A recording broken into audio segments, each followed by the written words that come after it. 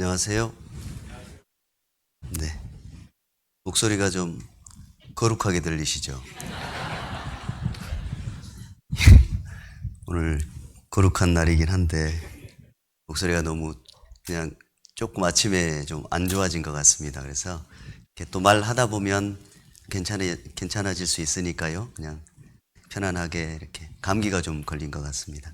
죄송합니다. 관리를 잘 못해서요. 어쨌든 소리가 난 것만 해도 너무 다행입니다. 찬양도 너무 감사합니다. 네, 함께 기도 드리고 시작하겠습니다. 천지 만물을 창조하시고 또 인간의 생사하복을 주관하시고 지금도 역사 가운데 하나님 사랑하시는 영혼을 기다리고 계시는 그 사랑에 감사를 드립니다. 이번 한 주간 동안 저희들에게 소중한 기회를 또 갖게 허락해 주시고 함께 해주셔서 증거되는 말씀 안에 마음을 열어주시고 받아들일 수 있도록 도와주시는 그 모든 은혜에 감사를 드립니다. 이 시간도 오직 그 하나님의 긍휼하심과 자비로우심에 의지합니다.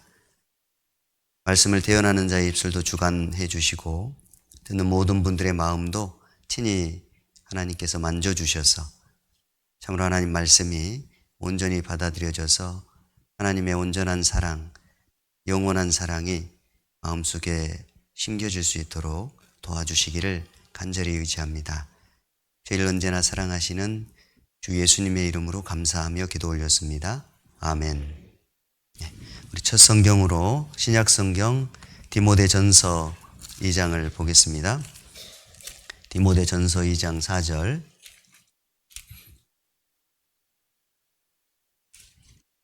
디모데전서 2장 4절 보겠습니다. 네, 찾으셨으면 같이 읽어보겠습니다. 하나님은 모든 사람이 구원을 받으며 진리를 아는 데 이르기를 원하시느니라. 예. 어제까지 말씀을 통해서 하나님이 살아계신 것, 많은 내용이 있는 것 같지만 주제는 아주 간단하고 단순합니다. 하나님이 살아계시다. 또 성경은 사실이라는 것. 또 하나님은 이 땅뿐만 아니라 더 중요한 영원한 세상을 창조하셨다는 것을, 그리고 사람에게는 반드시 육신의 끝이 있고 그 죽음 뒤에는 영원한 세상이 펼쳐진다는 것. 그리고 그 영원한 세상은 딱 두 나라입니다. 한 곳은 영원한 천국이에요. 우리가 인간이 상상할 수 없는 세계라고 성경은 이야기합니다. 사람이 가히 말로 이룰 수 없는 세상, 사람이 마음으로도 또 생각으로도 절대 그려보지 못하는 세상. 제가 예전에 고등학교 때 졸업을 할 때 졸업 선물로 저희 형님한테 트리나폴로스라는 사람이 쓴 꽃들에게 희망을이라는 책을 선물 받았습니다. 아주 얇은 책인데 동화책 같은 책이었어요. 제가 그 선물을 포장지를 뜯고 굉장히 실망했던 기억이 있습니다. 졸업 선물인데 책을, 안 그래도 지겨웠던 공부인데 책을 선물을 했고, 또 더더군다나 저 고3 지금 저한테 동화책을 선물을 해주다니 얼마나 기분이 나빴는지, 제가 이런 거 왜 선물해 줬냐고 그랬더니 자기 그 은사님께서 좋은 책이라고 권유해서 자기는 읽어보지도 않았으면서 저한테 선물을 했습니다. 근데 제가 그 책을 쭉 빠른 시간에 읽었죠. 읽는데 불과 20분. 이렇게. 왜냐하면 그림이 한 70%가 그림입니다. 30%가 글이니까 금방 읽죠. 근데 이런 책 왜 사줬냐 하고 꽂아놨는데 제가 구원받고 그 책을 다시 찾아서 읽었습니다. 거기에 보면 애벌레가 방황을 하는 장면이 나와요. 그리고 저쪽에 기둥이 많이 세워져 있는데 그쪽을 향해서 많은 애벌레들이 가는 장면이 나옵니다. 그리고 그를 향해서 고민하던 애벌레가 떠나요. 그리고 이제 그 갔던 애벌레가 돌아오지 않습니다. 기다리던 애벌레가 슬퍼하고 있는데 나비가 됐어요. 그 나비와 애벌레는 대화가 되지 않습니다. 전혀 다른 세상을 살아내는 거예요. 그것이 무엇을 설명하냐면 거듭난 그리스도인의 모습을 설명하는 거예요. 애벌레는 나비의 세계를 이해하지 못합니다. 그러나 애벌레는 뭐가 되는 존재예요? 나비가 돼야 되는 존재입니다. 맞죠? 같은 근본을 갖고 있지만 하나는 애벌레로 죽고 하나는 나비로 거듭났어요. 우리 인생이 똑같습니다. 하나님은 우리에게 완전히 새로운 세상, 완전한 세상, 이 땅에서 느꼈던 그 모든 고통을 벗어버리고 더 이상 슬픔도 눈물도 고통도 아픔도 없는 세상. 천국은 병원이 없어요. 아픈 게 없어서. 천국은 장례식장도 없습니다. 죽음이 없어요. 그 어떤 아픔과 슬픔이 없는 곳이 천국이거든요. 그리고 이 땅에서 우리가 와 정말 좋다라고 느꼈던 그 어떤 것을 초월해서 완전한 좋은 세상입니다. 그리고 멈추지 않는 그것이 천국인 거예요. 맞죠? 그리고 천국이 이런 몸을 갖고 들어가면 천국이 아니죠. 그렇죠? 애벌레가 꽃 가까이 가봐야 소용없습니다. 그렇죠? 애벌레는 배춧잎이면 돼요. 나뭇잎이면 되고. 그렇죠? 우리 몸을 완전하게 부활시켜요. 그리고 천국을 누릴 수 있게 만들어 주십니다. 그게 하나님이 말씀하시는 영원한 세상이에요. 그리고 또 한 곳이 있어요. 사람이면 무조건 영원한 세상 속에 들어갑니다. 한 번 태어난 사람은 영원히 살아요.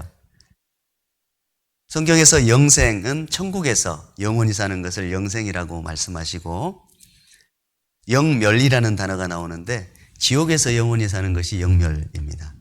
지옥은 이 땅에서 어떤 사람도 경험해보지 못한 완전한 저주의 곳이에요. 거기에는 더 이상 고통을 느낄 수 없을 만큼 끝자락의 고통을 느끼는 곳이에요. 와 죽겠다라고 느꼈는데 그거보다 더한 고통이 있는 걸 우리는 알잖아요. 그렇죠? 아이를 낳는 고통이 1부터 10이라고 그러면 뭐 8, 9 정도 된다 그래요. 그래서 저는 뭐 그런 고통을 경험해보지 못하고 앞으로도 못할 거죠. 근데 여기 계시는 여러분들 중에는 그런 고통을 이해하는 분들이 있죠. 그거보다 더 심한 고통이 이제 화상의 고통이라고 해요. 근데 지옥은 사람이 불로서 소금치듯 함을 받는 곳이라고 얘기합니다. 지옥은 캄캄하고 어두운 곳이라는 얘기가 제가 말씀을 들을 때 이해가 잘 안 됐어요. 지옥은 불타는 곳인데 불이 있는데 무슨 캄캄하냐. 근데 놀랍게 화학적으로 불이 이제 노란 불은 온도가 그렇게 높지 않는 불이랍니다. 새빨간 불 조금 더 높을 때예요. 더 높으면 파란 불이에요. 가스레인지. 그보다 조금 더 높은 불의 온도는 색깔이 흰색이랍니다. 산소 용접기예요. 쇠를 녹이잖아요. 그보다 더 높은 온도의 빛깔은 까만색이에요. 그보다 조금 더 높은 온도는 아주 새까만색이랍니다. 그러니까 지옥은 불바다인데 캄캄하고 어둡다는 것은 가장 뜨거운 온도의 불꽃이라는 거예요.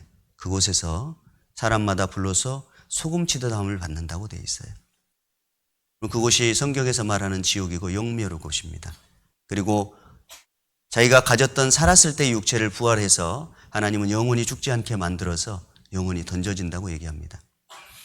모든 사람의 운명은 어제 말씀드렸던 것처럼 죄인으로서 이 땅에 태어나서 운명 자체가 그 불구덩이에 있는 거예요. 우리는 우리의 운명을 모르는 상태에서 죄병을 가지고 지금까지 살아냈던 겁니다.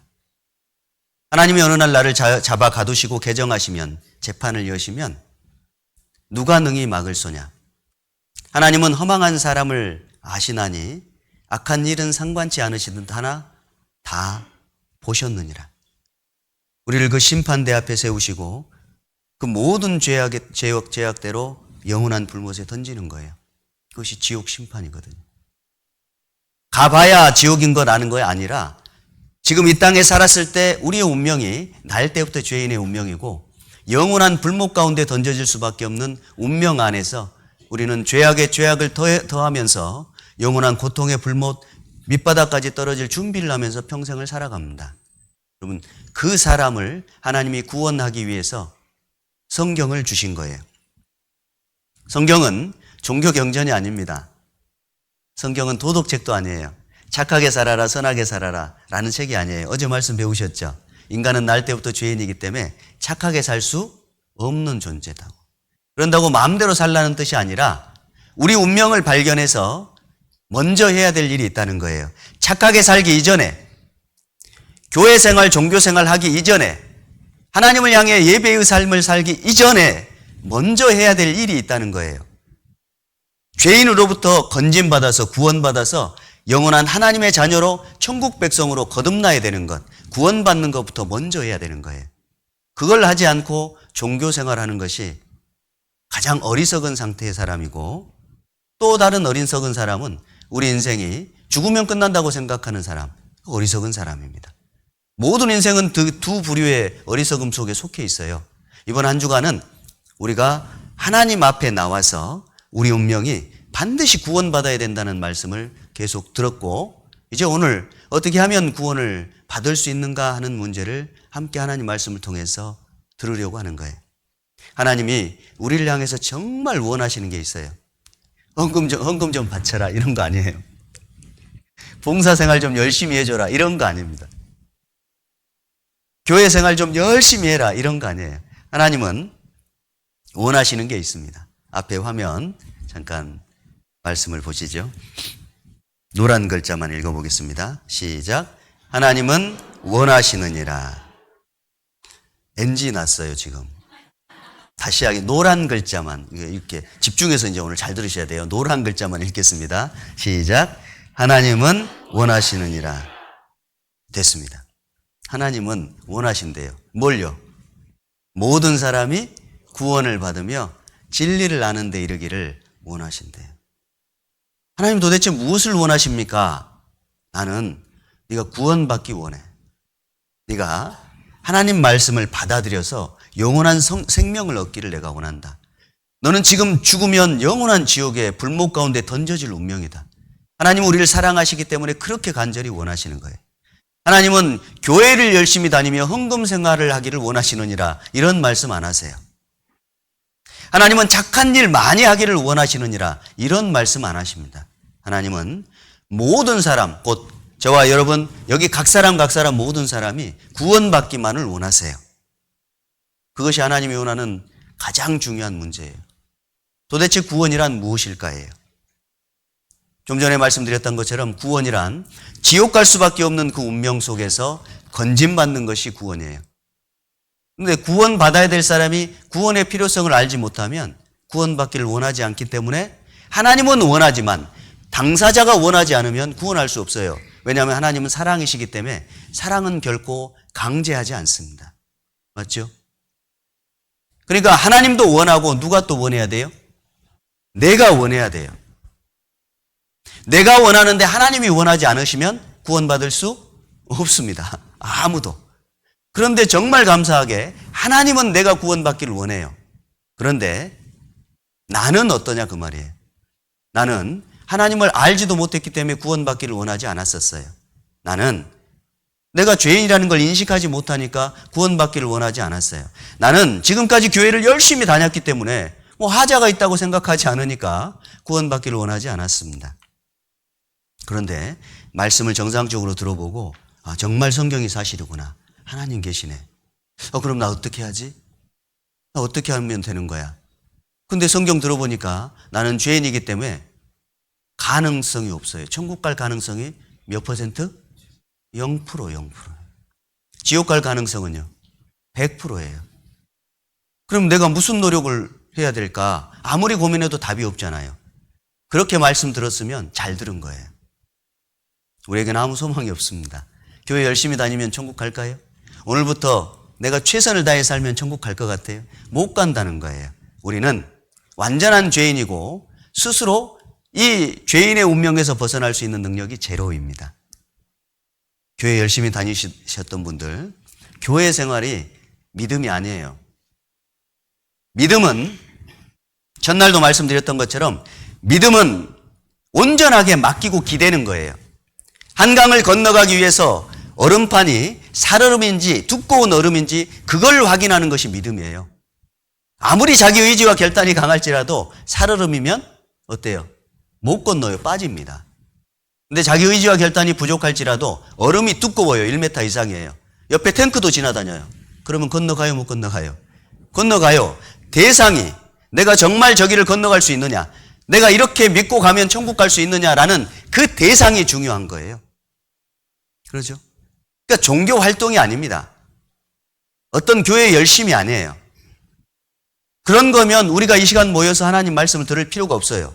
앞으로 교회 생활 열심히 하시면 돼요. 우리가 말씀을 듣는 이유는 성경에서 영생을 얻을 수 있기 때문입니다. 교인이 천국 간다고 성경에 안 돼 있어요. 어느 날 한 장로님이 죽어 지옥에 갔어요. 한 장로님이. 너무 많은 사람이 고통 가운데 부르짖는데 천사에게 이끌려가지고 갔어요. 자기가 지옥에 왔어요. 너무 두렵잖아요. 내가 왜 지옥에 왔죠? 그리고 당황스러워서 그러면 내가 그동안 믿음이 잘못되어 있었다면 이 많은 사람들도 다 잘못됐냐고. 그리고 물어봤습니다. 이곳에 장로님이니까 장로 교인들 혹시 있습니까? 지옥에 물어봤어요. 많은 사람들이 손을 들었어요. 얼마나 당황했는지 몰라요. 그럼 이곳에 감리교인들이 있냐고 물어봤어요. 많은 사람들이 손을 들었습니다. 이곳에 침례교인이 있습니까? 많았어요. 성결교인들이 있습니까? 많았습니다. 그러면 혹시 가톨릭, 천주교인들 있습니까? 많은 사람들이 손을 들었어요. 너무 마음이 당황스러웠어요. 그럼 누가 어떻게 벗어나서 천국에 들어가는가? 이렇게 너무 당황스러워하고 있는데 깼어요. 꿈이었어요. 얼마나 다행이에요.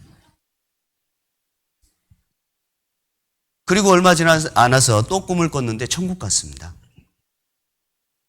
그리고 그곳에서도 동일한 질문을 했습니다. 천주교인 있습니까? 한 사람도 없었어요. 침례교인 있습니까? 한 사람도 없었습니다. 성결교인 있습니까? 없었어요. 감리교인 있습니까? 없었어요. 두근거리는 마음으로 혹시 장로교인 그러면 있습니까? 한 사람도 없었어요. 천사에게 물었습니다. 그럼 누가 구원받아서 여기 옵니까?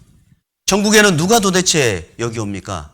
예수 믿고 십자가의 은혜로 구원받은 사람만 여기 온다는 거예요. 교회 생활에서 착한 일에서 천국 들어갈 수 없습니다. 거듭나야 돼요. 자기가 죄인인 걸 깨닫고. 그래서 하나님은 우리에게 성경 말씀을 살아계심을 증거하기 위해서 기록해 주시고 두 번째 주신 것이 뭐냐? 십계명이에요. 우리는 날 때부터 죄인 되었다는 것을 보여주기 위해서입니다. 앞에 보시겠습니다.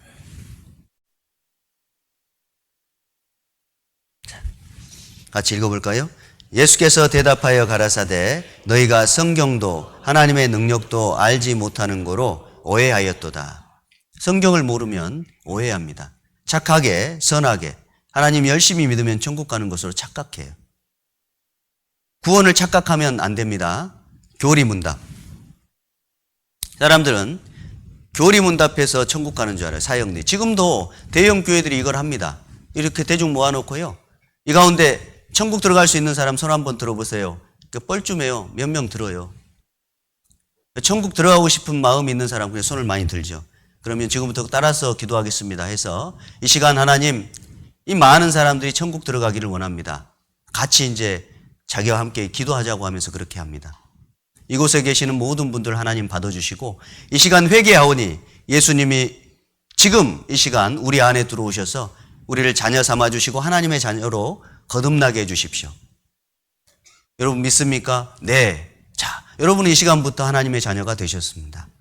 앞으로 하나님이 여러분을 보호하고 인도하시고 하나님이 천국에 들어갈 때까지 함께 해주실 겁니다. 믿습니까? 아멘. 구원이에요. 지금도 똑같이 이렇게 합니다. 대형 교회에서. 여러분 속는 거예요. 교리문답으로 절대 천국에 들어갈 수 없습니다. 어떤 사람도. 다음 직분으로 천국 들어갈 수 없어요. 예배에 참여해서 천국에 못 들어갑니다. 주일날 주일 성수한다고 천국 들어가는 게 아니에요. 미사 참여한다고 천국 들어가는 게 아닙니다. 세례 받는다고 천국 들어가는 것도 아닙니다. 세례, 침례거든요. 성경에는.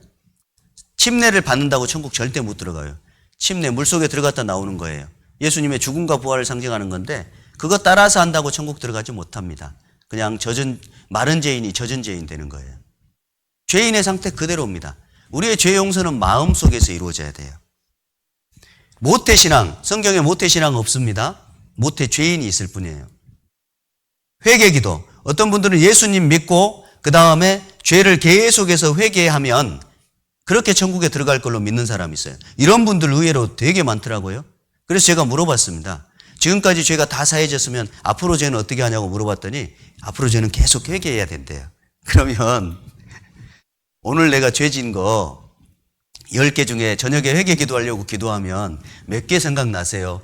10개라고 하면 몇 개 정도 생각나세요? 그랬더니 글쎄요, 다는 생각 안 날 것 같아요. 한 두세 개 생각날까요? 그럴 것 같으대요. 그러면 나머지 7, 8개는 어떻게 하죠? 그러게요. 그게 문제네요. 본인도 문제가 됐었던 거예요. 그런데 무작정 우기고 간 거죠, 지금까지. 여러분, 우리가 하나님 앞에 정직해 봐야 돼요. 과거에 제 예수님이 다 용서해 줬다는 걸 믿어요. 십자가의 은혜로. 그런데 앞으로의 죄가 해결이 안 돼요. 이 사람 지옥입니다. 또 앞에 보시면 이적과 표적을 체험한다고 구원받았다. 천만에요. 죽었다가 살아나는 기적을 체험했어도 구원은 따로 받으셔야 돼요. 방언요. 저도 방언했습니다. 구원 못 받았었어요. 병 고치며 직분요. 아무 의미가 없습니다. 귀신을 빼낸 거요. 아무 의미가 없어요. 무조건 육신은 육신일 뿐인 거예요. 영혼은 별도로 거듭이 나야 돼요. 우리의 영혼이 죄인으로서 죽어서 태어나는 거거든요. 죄는 영혼의 문제예요. 죄는 육신의 문제라고 단순하게 생각하니까 자꾸 열심히 살려고만 합니다. 착각입니다. 네, 앞에 보시겠습니다. 같이 읽어요. 여호와의 손이 짧아 구원치 못하심도 아니요 귀가 둔하여 듣지 못하심도 아니라 오직 너희 죄악이 너희와 너희 하나님 사이를 내었고 너희 죄가 그 얼굴을 가리워서 너희를 듣지 않으시게 함이니. 정말 중요한 것은 무슨 문제라고 하냐면 무슨 문제예요? 죄악이에요. 죄. 단연코 구원은 죄악의 문제입니다. 우리 죄. 우리의 영혼이 날 때부터 죄 시성을 붙여갖고 태어나는 거예요. 죄악을 용서받지 못하면 누구도 구원받지 못해요. 그래서 우리가 구원받을 필요성을 설명하기 위해서 십계명을 주셨어요. 여러분, 십계명 지킬 수 있는 사람 어제 설명해드렸죠? 한 사람도 없어요. 십계명은 하나님의 거룩하심을 드러내는 것이고 우리에게 거울과 같은 거예요. 십계명은 뭐라고요? 우리의 거울 같은 거예요. 그럼 우리가 하루 종일 밖에 막 많은 사람 만나고 또 오늘따라 정말 소중한 사람들, 귀한 사람들 만나고 집에 왔더니 이 사이에 막 고춧가루가 그냥 여러 개 끼어 있고 얼굴 이쪽 부분에도 뭐가 묻어 있고 화장이 막 이상하게 돼 있어요. 그러면 그 순간, 거울을 본 순간 오늘 누구 만났는지 떠오르죠. 필름처럼 착 지나기 시작해요. 그리고 자신을 얼마나 원망해요. 내가 왜 미리서 거울 안 보고 그 많은 사람들을 너무 부끄럽고 창피하잖아요. 그런 것처럼 율법은 내 인생을 돌아보게 만듭니다. 내가 생각했던 모든 삶이 죄악의 연속이었어요. 나 같은 더러운 죄인이 없다는 걸 발견하는 것이 율법을 보여주신 목적입니다. 하나님 앞에 나는 완전한 죄인이에요. 율법은 거룩한 하나님이십니다. 인간이 그 율법 지켜서 천국 간다는 것은요, 정말 죄송합니다. 좀 거친 말이지만 택도 없어요. 상상도 하지 말아야 되는 거예요. 뭐만 보면 마음속에 죄가 올라오는 그런 더러운 죄인이 어떻게 율법을 지켜요? 못 지키죠. 완전히 거룩한 하나님의 그 빛 앞에 나 같은 죄인이 어디 있을까라고 발견했으면 율법의 목적은 완성이에요. 그 이상이 안 됩니다. 여러분, 거울로 자기 모습을 보고 내가 왜 이런 걸 묻혀왔을까? 그러면서 막 계속 거울로 닦으면 이게 말이 돼요, 안 돼요? 거울로 자기 얼굴 봤으면 어떻게 해야 돼요? 물로 씻으러 가야 돼요. 씻는 곳은 달라요. 똑같습니다. 하나님의 거룩하심 앞에 자기를 발견했으면 죄 씻음을 받아야 돼. 그 율법이 목적입니다. 앞에 보시겠습니다. 우리가 알거니와 무릇 율법이 말하는 바는 율법 아래 있는 자들에게 말하는 것이니 이는 모든 입을 막고 온 세상으로 하나님의 심판 날에 있게 하려 함이라. 그러므로 같이 읽어요. 율법의 행위로 그의 앞에 의롭다 하심을 얻을 육체가 없나니 율법으로는 죄를 깨달음이니라. 성경에 분명히 명시되어 있죠. 율법은 죄를 깨닫는 거예요. 그리고 고침받는 곳은 따로 있는 거예요. 율법은 여전히 죄를 깨닫는 거예요. 그리고 씻음받는 것은 따로 있는 것이라니까요. 그래서 착각하니까 율법에 대해서 자기의 열심으로 하나님 앞에 지켜서 가려고 착각하게 돼 있는 거예요. 누구든지 온 율법을 지키다가 그 하나에 거치면 모두 범한 자가 되나니 하나만 어겨도 모두 어긴 사람처럼 되는 겁니다. 그래서 율법 행위에 속한 자들은 저주 아래에 있다라고 얘기합니다. 이게 율법 행위에 속한 자들이라는 뜻이 뭐냐면 율법을 지켜서 천국 가려고 하는 사람들이란 뜻이에요. 정확히. 율법을 지키려고 노력하는 게 나쁜 게 아닙니다. 그런데 율법을 지켜서 어디 가려고? 천국 가려고 자기가 의롭다 인정함을 받으려고 하는 사람들은 저주받을 사람이라는 거예요. 지옥 떨어질 사람이라는 거예요. 이해되시죠? 네. 자, 율법의 역할입니다. 같이 읽어요.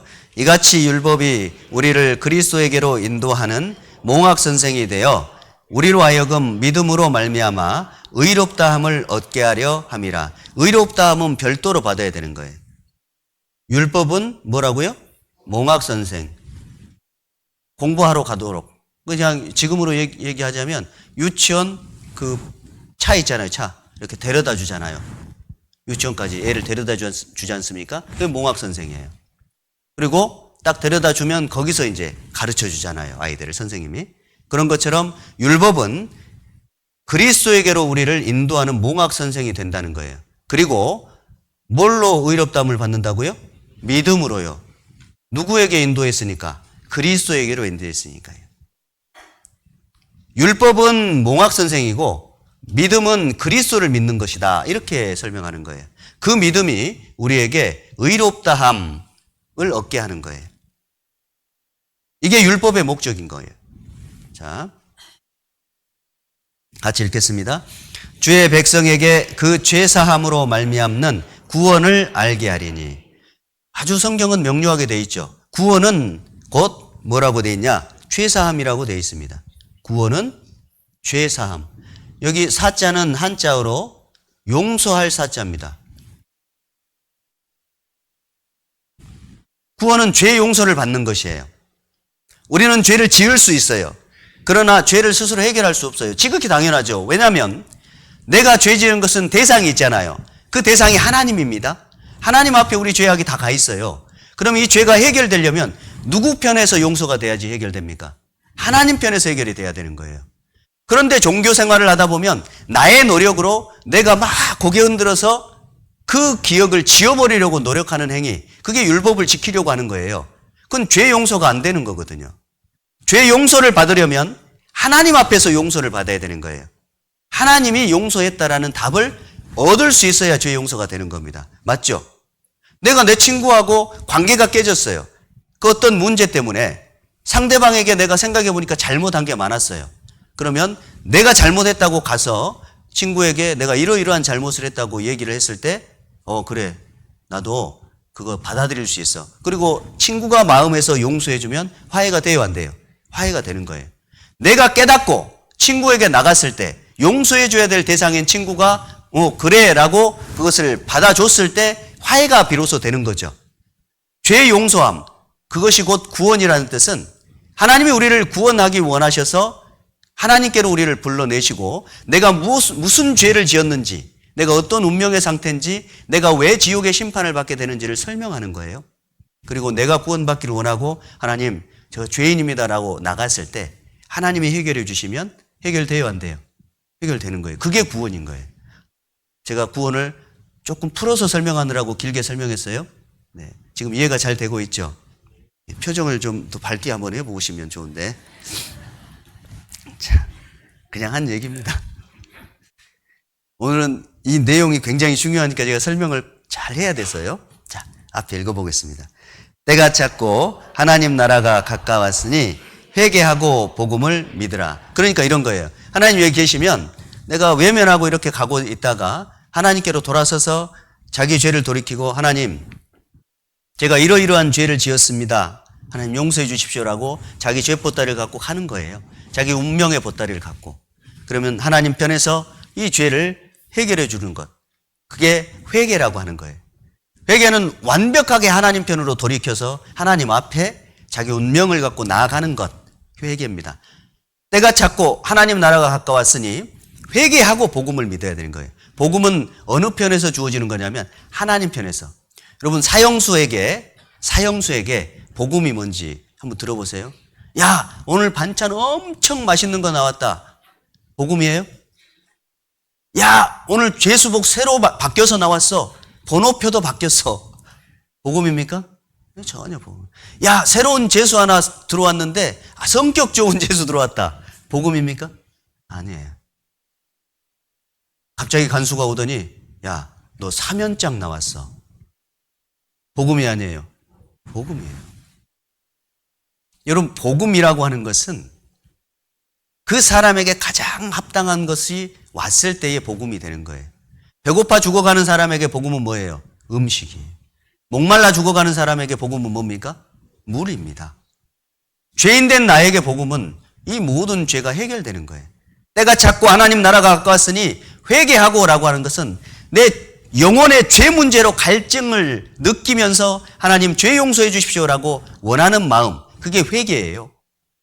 그게 참된 복음을 얻게 하는 거예요. 복음이 모든 사람에게 선포되지만 어떤 사람에게는 복음이 안 돼요. 물이 모든 사람에게 주어지지만 갈증을 느끼지 못하는 사람에게는 물이 무의미합니다. 안 마셔요. 맞죠? 복음이란 그런 거예요. 회개하고 복음을 믿으라는 거예요. 자, 앞에 보시겠습니다. 그러므로 너희가 회개하고 돌이켜 너희 죄 없이 함을 받으라. 회개하고 돌이켜 구원을 바꿔서 설명하는 거예요. 너희 죄 없이 함을. 죄 없이 함, 구원, 복음 다 같은 말이에요. 죄 해결되는 문제입니다. 같이 읽어요. 베드로가 가로되 너희가 회개하여 각각 예수 그리스도의 이름으로 침례를 받고 죄 사함을 얻으라. 그리하면 성령을 선물로 받으리니. 성령이 우리가 죄 사함을 받을 때 믿어지게 만드는 거예요. 자, 성경에는 두 가지 회개가 있습니다. 평생 한 번 하는 회개예요. 그러니까 이번 집회처럼요, 우리가 운명적으로 죄인이라는 그 사실을 깨닫는 순간 평생 한 번 하는 회개예요. 죄인의 운명에서, 그 심판의 운명에서부터 구원받는 회개. 이거는 단 한 번 하는 거예요, 평생에. 그리고 자백이라는 회개가 있어요. 구원받은 사람이 하는 거예요. 구원받은 적이 없는 사람은 이 자백이 해당 사항이 없어요. 이 성경이 두 가지 회개가 있는데 교회 다니는 사람들이 구원도 못 받고 맨날 자백하는 기도를 계속해요. 그러다가 지옥에 떨어져요. 아니에요. 구원받지 못한 사람은 이 회개를 해야 되는 거예요. 죄인의 운명으로부터 회개를. 그래야 구원부터 받고 이제 생활에 대한 회개를 하게 되는 겁니다. 자, 저희가 이 말을 듣고 잠잠하여 하나님께 영광을 돌려 가로되 그러면 같이 읽어요. 하나님께서 이방인에게도 생명 얻는 회개를 주셨도다. 무슨 회개요? 예, 생명 얻는 회개가 따로 있다니까요. 그게 뭐냐? 나는 죄인이고 이대로 죽으면 영원한 지옥이라는 운명적인 회개 있잖아요. 그거예요. 그래서 회개란 가다가 힐끗 돌아보는 것이 아니에요. 계속 가던 길 가잖아요. 그러면 지옥까지 가는 거예요. 종교 생활의 얘기예요. 회개라고 하는 것은 가다가 근본적으로 돌이키는 겁니다. 그리고 그리스도 앞으로 인도함을 받아야 되는 거예요. 도대체 예수님이 누군가를 만난 적이 있어야 되는 거예요. 진짜 예수님이 나의 예수님이 된 적이 있어야 되는 거예요. 그게 진짜 회개입니다. 그가 너와 내 온 집에 구원 얻을 말씀을 네게 이르리라 함을 보았다 하거늘. 구원 얻을 말씀이 따로 있어요. 구원 얻을 말씀은 우리에게 주어질 거예요. 우리가 하나님 앞에 진심으로 구원받기를 원하는 사람은 구원 얻을 말씀이 마음속에 복음으로 들립니다. 아, 그렇구나라고. 믿음이란 어떤 대단한 감동이 아니에요. 믿음이란 그냥 인정되고 받아들여지는 거예요. 특별한 감정적 경험이 아닙니다. 그냥 너무나 자연스럽게 그렇구나라고 받아들여지는 거예요. 구원 얻을 말씀을 듣고 받아들이는 거기 때문에 그래요. 특별한 느낌을 원하면 전기 코드로 그냥 막 이렇게 지져야 하는 거예요. 그러면 특별한 감동이 오죠. 찌릿찌릿한 거. 그러나 이건 말씀이에요. 어떤 말이든 그 말의 내용을 대화하는 걸 보면 사람마다 각각 감정의 반응이 다릅니다. 중요한 것은 그 내용을 받아들이냐 받아들이지 않느냐의 문제가 있어요. 그러니까 이 시간 말씀을 들을 때도 그냥 집중해서 하나님이 내게 하시는 그 말씀, 나는 죄인으로 이 자리에 서 있고 하나님 앞에 지금 나와 있습니다. 여러분, 우리 눈에 하나님 안 보이지만 내 마음으로 하나님 앞에 나와서 하나님 말씀을 들을 때 하나님은 내 앞에 서 계세요. 그리고 내가 정말 간절히 구원받기를 원하면 틀림없이 그 마음속에 성령을 선물로 주십니다. 앞에 보시죠. 같이 읽어요.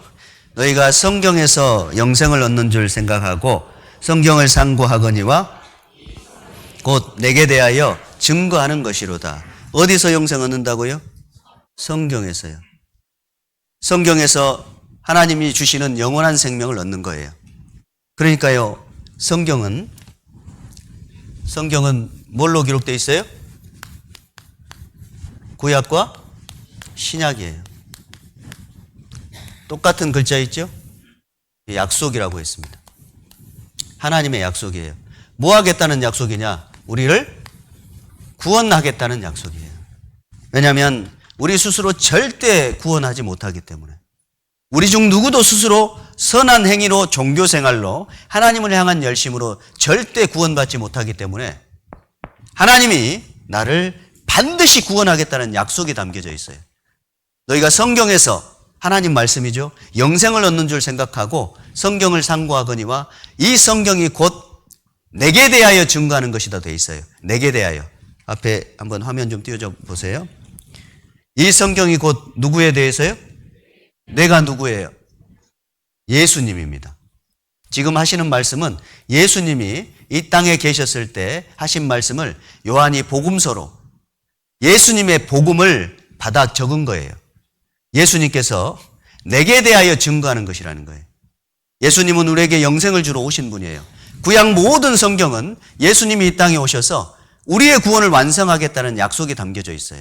우리가 성경을 배우는 이유가 바로 거기 있습니다. 구원자 예수 그리스도. 구약 성경에 잔뜩 기록되어 있어요. 여러 가지 모양으로, 여러 부분으로 설명이 되어 있습니다. 특별히 이스라엘 민족에게 하나님께서 인생을 어떻게 구원할지 구원의 약속을 자세히 설명했는데 그것이 뭐냐면 제사법이에요. 하나님은 이스라엘 민족에게 율법을 먼저 주셨습니다. 여러분, 실은 율법은 이스라엘 민족에게 먼저 주셨어요. 그리고 율법을 주실 때 너희가 이 명령을 지키겠느냐라고 물었던 하나님은 이스라엘 민족이 율법 어길 거 알았을까요? 몰랐을까요? 알았어요. 그래서 율법을 주시고 동시에 뭘 주셨냐? 성막에서 드리는 제사법을 주셨어요. 그 제사법을 다른 말로 하면 대속법입니다. 대속법이라고 하는 것은 대신, 속, 갚을 속자예요. 대신 갚는 법이에요. 율법을 이스라엘 민족이 어길 때마다 이스라엘 민족은 그 죄를 처리해서 하나님 앞에 나와야 되니까 반드시 나올 수 있는 길은 대속법, 그 제사를 지내야만 나올 수 있다는 제사법을 주신 거예요. 그리고 이스라엘 민족은 그것을 매년 7월 10날 1년 1차씩 이스라엘 민족 전체를 위해서 제사를 드렸습니다. 그리고 제사는 정해진 장소에서 드렸고 정해진 방법으로만 드렸고 정한 사람만 드릴 수 있었어요. 대제사장만. 아무나 제사 드리면 안 돼요. 즉사예요. 정해진 방법, 정해진 장소, 정해진 사람만 드릴 수 있었던 게 대속법이에요. 그건 뭐냐면 반드시 하나님이 정하신 방법대로 인간의 죄는 용서할 수 있다. 반드시 정한 곳에서 하나님은 이스라엘 민족 가운데 예수님을 태어나게 하셔서 반드시 정한 사람으로 하여금만 죄 용서가 이루어진다는 걸 설명해 주시려고 그렇게 하신 거예요. 대속법. 자, 보겠습니다. 이 대속법이에요. 구약시대에 있었던 이스라엘 민족은 1년 1차씩 그 제사를 드렸어요. 만일 평민의 하나가, 글자 잘 안 보이네요. 만일 평민의 하나가 여호와의 금령 중 하나라도 부지 중 범하여 허물이 있었다가 잘 모르다가 그 범한 죄의 깨우침을 받거든 회개하고 그는 흠 없는 암염소를 끌고 와서 그 범한 죄를 인하여 그것을 예물로 삼아 그 속죄제 희생을 머리에 안수하고 그 희생을 번제소에서 잡을 것이요. 제사장은 그 손가락으로 그 피를 찍어 번제단 뿔에 바르고 그 피 전부를 단 밑에 쏟고 그 모든 기름을 화목제 희생의 기름을 취한 것 같이 취하여 단 위에 불살라 여호와께 향기롭게 할지니 제사장이 그를 위하여 속죄한즉 그가 용서함을 얻으리라. 속죄한즉 용서함을 얻는다. 이 제사법으로 드리는 거예요. 자, 여기에 너희는 영원히 이 규례를 지킬지니라. 7월 곧 그달 10일에 너희는 스스로 괴롭게 하고 아무 일도 하지 말되 본토인이든지 너희 중에 우고하든 객이든지 그리하라. 이 날에 7월 10날에 너희를 위하여 속죄하여 누구를 위하여? 너희를 위하여 속죄하여 너희로 정결케 하리니 너희 모든 죄에서 너희 과거 죄에서 너희 모든 죄에서 너희가 여호와 앞에 정결하리라. 누구 앞에요? 하나님이 용서해 주신다 그 말이에요. 이 제사법으로. 자, 매년 이스라엘 민족은 이 장소 성막이라는 곳에서 제사를 지냈습니다. 이렇게 성소는 거룩한 장소, 지성소는 지극히 거룩한 장소인데 성소와 지성소 사이에 천막이 커튼이 쳐져 있습니다.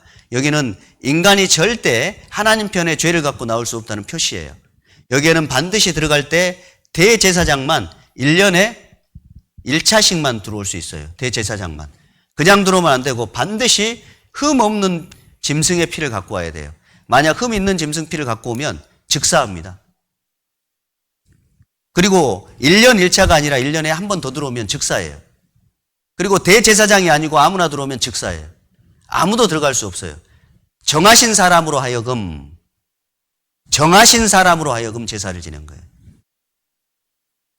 자, 보세요. 여기 A편, B. 달라진 모습이 뭐예요? 죄가 옮겨졌죠. 이걸 뭐라고 하냐? 안수라고 합니다. 뭐라고요?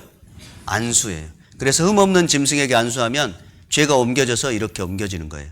그리고 없는 흠이 어디로 갔어요? 흠 없는 것이 어디로 갔어요? 사람에게로. 자, 안수라고 하는 단어의 의미는 옮긴다, 전가된다라는 뜻이거든요. 근데 이 안수는 어떻게 되냐면 이중의 전가예요. 짐승에게 딱 안수하잖아요. 흠 없는 짐승을 갖고 오라고 했어요. 왜냐하면 짐승에게 안수하면 나의 죄가 짐승에게로 운명이 가고 짐승의 흠 없음이 나의 운명으로 와요. 그러면 짐승이 흠이 있으면 어떻게 돼요? 그냥 서로 죄 나누는 거죠. 그럼 의미 있어요, 없어요? 의미가 없어지는 거예요. 이걸 설명한 거예요. 안수는 이중의 전이에요. 이해되시죠? 네. 자, 여기 보세요. 그리고 흠 없는 짐승을 잡아 죽입니다. 그리고 지성소에 가서 피를 뿌려요. 이게 이스라엘 민족이 매년 드렸던 제사인데 제사를 드리면서 이스라엘 민족은 기다려요. 뭘 기다리냐면 제사장이 살아나와야 돼요. 제사장이 제사 드리러 갔다가 밖으로 문을 천막을 탁 치고 밖으로 딱 나오면 이스라엘은 그날 잔칫날이에요. 환호성이에요.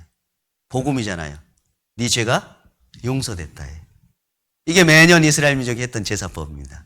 자, 보세요. 그러니까 성경에 있는 순서를 다시 설명을 해볼게요. 대속법이란 죄인이 죄를 깨달을 때 흠없는 짐승을 가지고 와요, 예물로. 그리고 뭐예요? 안수합니다. 이렇게 영상을 한번 보죠.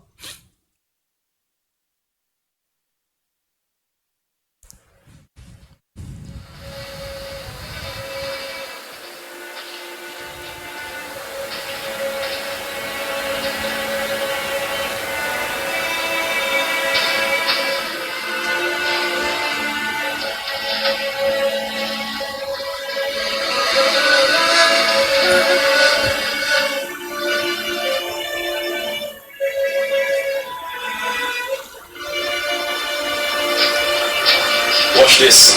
All your sins is transferred into the Lamb, the spotless Lamb, and all the righteousness and spotlessness of the Lamb is transferred into the offerer. It is the offerer that kills the Lamb. They don't know it's our sins. As the Lamb burns, the judgment is on the Lamb. You and I, we walk away with the favor of God. the light of God, with the smile of God and the blessing. 네. 해결됐죠? 네. 이렇게 안수를 해서 죄를 옮긴 이후에 잡아요. 죽입니다. 그리고 그 피의 제사로 속죄함을 받아요. 그리고 지성소에서 피를 뿌리고 나와서 제사장이 살아나오면 용서가 되는 거예요. 이거를 이스라엘 민족은 매년 1년 1차씩 드렸습니다. 죄 용서받는 방법이에요. 구약, 옛 약속이에요. 내가 이렇게 너희 죄를 용서해 줄 것이다. 이스라엘 민족의 죄만 용서한 거예요. 자, 구약의 대속법은 불완전한 게 있어요. 자, 매년 1년 1차씩 피로 제사를 드렸어요. 그 이듬해 또 죄를 짓고 살다가 제사를 드렸어요. 용서받았습니다. 또 가서 그 이듬해 제사를 드려야 되는데 7월 10날 제사를 드려야 하는데 7월 8일날 죽었어요. 그러면 이거 어떻게 되는 거예요? 지옥이에요. 죄 용서 못 받았잖아요. 그러니까 짐승의 피는 이는 황소와 염소의 피가 능히 죄를 없이 하지 못함이라. 짐승은 인간의 죄를 온전히 용서할 수 없다는 거예요. 불완전해요. 왜냐하면 짐승의 가치는 그 정도밖에 안 되는 거예요. 과거 1년치 죄를 갚으면 충분한 겁니다. 그게 이스라엘 민족이 드렸던 1년 1차 드렸던 대속법이에요. 모세가 그 피를 취하여 백성에게 뿌려 이는 여호와께서 이 모든 말씀에 대하여 너희와 세우신 언약의 피니라. 이스라엘 민족은 짐승의 피로 백성에게 뿌려서 언약을 세웠어요. 하나님이 이렇게 죄를 용서해 줄 거라고. 그걸 뭐라고 해요? 구약이라고 하는 거예요. 그 구약은 이렇게 너희 죄를 용서하겠다는 하나의 샘플, 약속, 어음과 같은 거예요. 약속 어음이요. 이 약속 어음은 입금이 되기 전까지는 불완전하잖아요. 그렇죠? 부도날 확률이 있죠. 어음 받았어요. 약속 어음을. 그러면 날짜가 딱 되면 돈이 들어와야 돼요. 은행에. 그러면 딱 들어왔으면 어때요? 어음이. 효력이 있는 거죠. 결제 받는 겁니다. 그런데 그 약속 어음이 입금이 안 됐어요. 그러면 부도나는 거예요. 구약 성경은 예수님에 대한 어음과 같은 거예요. 요렇게 너희 죄값을 내가 처리해 주겠다라는 약속을 하신 겁니다. 그게 구약의 약속이에요. 자, 보세요. 앞에. 같이 읽겠습니다. 헛된 재물을 다시 가져오지 말라. 분향은 나의 가증이 여기는 바요. 월삭과 안식일과 대회로 모이는 것도 그러하니 성회와 아울러 악을 행하는 것을 내가 견디지 못하겠노라. 그러니까 구약의 제사를 이사야 시대 당시에 선지자를 통해서 제사를 폐했습니다. 이스라엘 민족이 매년 제사를 지내는데 처음에는 제사를 지낼 때 정말 마음으로 자기 죄를 위해서 죽는 그 짐승이 너무나 안타깝고 자기 죄에 대한 회개가 일어났어요. 그런데 이제 또 죄 짓고 짐승 잡고 또 죄 짓고 짐승 잡고 하다 보니까 마음이 어떻게 돼요? 무뎌지기 시작합니다. 죄 지으면서 이제 마음이 양 한 마리 또 잡지 뭐. 이런 식으로 마음이 바뀐 거예요. 그러니까 제사 드리는 것은 살인하는 것과 다른 것이 뭐냐? 헛된 재물을 다시는 가져오지 말라. 너희의 모든 재물은 가증이 여겨지는 것이다. 성회와 아울러 악을 행하는 것을 내가 견딜 수가 없다고 얘기하는 거예요. 그러니까 더 이상 이스라엘 민족이 이제 저 성막이라는 곳에서 대속 제사를 아무리 법대로 다 행해도 그 제사는 하나님이 받아야 안 받아요? 더 이상 받지 않아요. 왜냐하면 애초부터 샘플이었어요. 그림자였습니다. 이해가 되시죠? 예. 같이 읽어요. 율법을 조차 거의 모든 물건이 피로써 정결케 되나니 피 흘림이 없은즉 사함이 없느니라. 율법을 조차 거의 모든 물건이 피로써 정결케 된대요. 피 흘림이 없으면 용서함이 없다. 이게 무슨 뜻이냐면 로마서 6장에 23절에 저를 따라서 하겠습니다. 죄의 삭은 사망이요. 네. 죄의 대가는 반드시 뭐예요? 사망이에요. 죄는 죽는다는 거예요. 죽어야 되는 거예요. 대가예요. 무조건. 그러면 이 앞에다가 붙여볼게요. 큰 죄의 삭은요. 사망이에요. 작은 죄는요. 많은 죄는요. 적은 죄는요. 사망. 그러니까 어떤 죄든 죄가 있으면 그 죄값은 뭐예요? 사망을 지불해야 되는 거예요. 그러니까 율법을 조차 하나님의 법대로 율법을 쫓아 거의 모든 물건이 피로써 정결케 되나니라고 되어 있는 거예요. 피 흘렸다라고 하는 것은 뭐 했다? 죽었다는 거예요. 뭐 싸울 때 그러잖아. 너 오늘 지금 피 볼래? 피 보자는 얘기야 뭐야 뭐 이렇게 하잖아요. 싸울 때. 그게 무슨 얘기예요? 죽을래? 뭐 이런 뜻이잖아요. 그러니까 피 흘린다라고 하는 것은 죽음을 동일시하는 거지 않습니까? 그러니까 율법을 쫓자. 하나님의 법대로 하면 죄의 값은 사망이니까 피 흘려져야만 피로써 죄가 해결된다 그 뜻입니다. 다시 화면 한번 보여주세요. 그렇게 생각하고 율법대로 하면 거의 모든 물건이 뭘로요? 피로써 깨끗게 되나니 죄값을 치렀다 그 말이죠. 피 흘림이 없은즉 용서함이 없느니라. 히브리서에 과거 율법 시대, 구약 시대에 제사 드렸던 것을 요약한 거예요. 왜 짐승 잡는 제사를 드릴 수밖에 없었냐? 피 철철 흘리는 제물을. 그 이유는 그게 법이니까요. 죄의 값은 사망이니까 그렇습니다. 주님은 우리에게 이걸 정확히 설명하고자 구약 율법을 우리에게 주셨습니다. 약속이니까요. 너희가 성경에서 영생 얻는다는 거예요. 성경을 자세히 살펴보면 하나님이 우리의 죄를 어떻게 용서해서 구원하는지를 정확히 깨닫게 된다는 겁니다. 이제 구체적으로 성취된 약속에 대해서 함께 좀 살펴봐야 돼요. 네, 환기를 좀 시켜야 되니까 5분 쉬었다가 지금 48분이니까요. 53분에 다시 시작하겠습니다.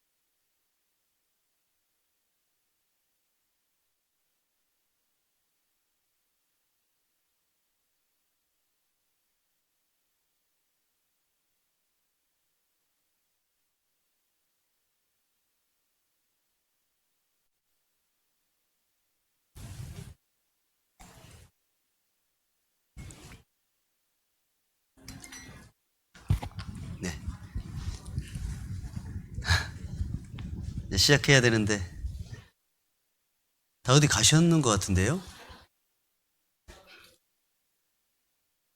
네, 오실 때까지 그러면 운동을 먼저 하죠. 깍지 한번 앞으로 쭉 뻗어보셔서 쭉 밀어보세요. 팔을.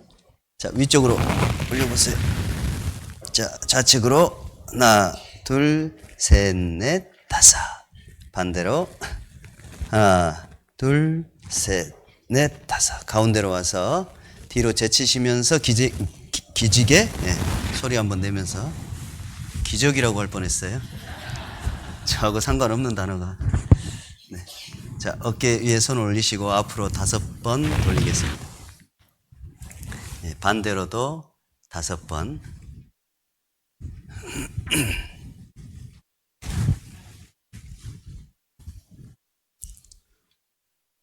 네.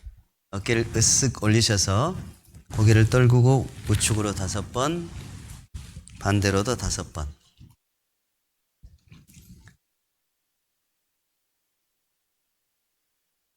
다 아직 덜 돌리셨네요. 다 돌리신 것 같으네요. 자, 우측을 향해서 주물러 드리겠습니다. 잘 주물러 드리세요.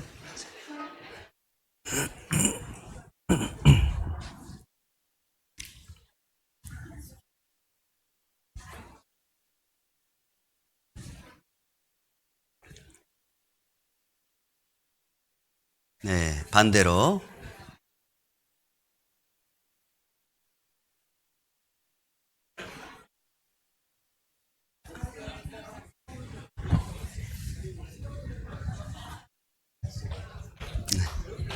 네, 됐습니다.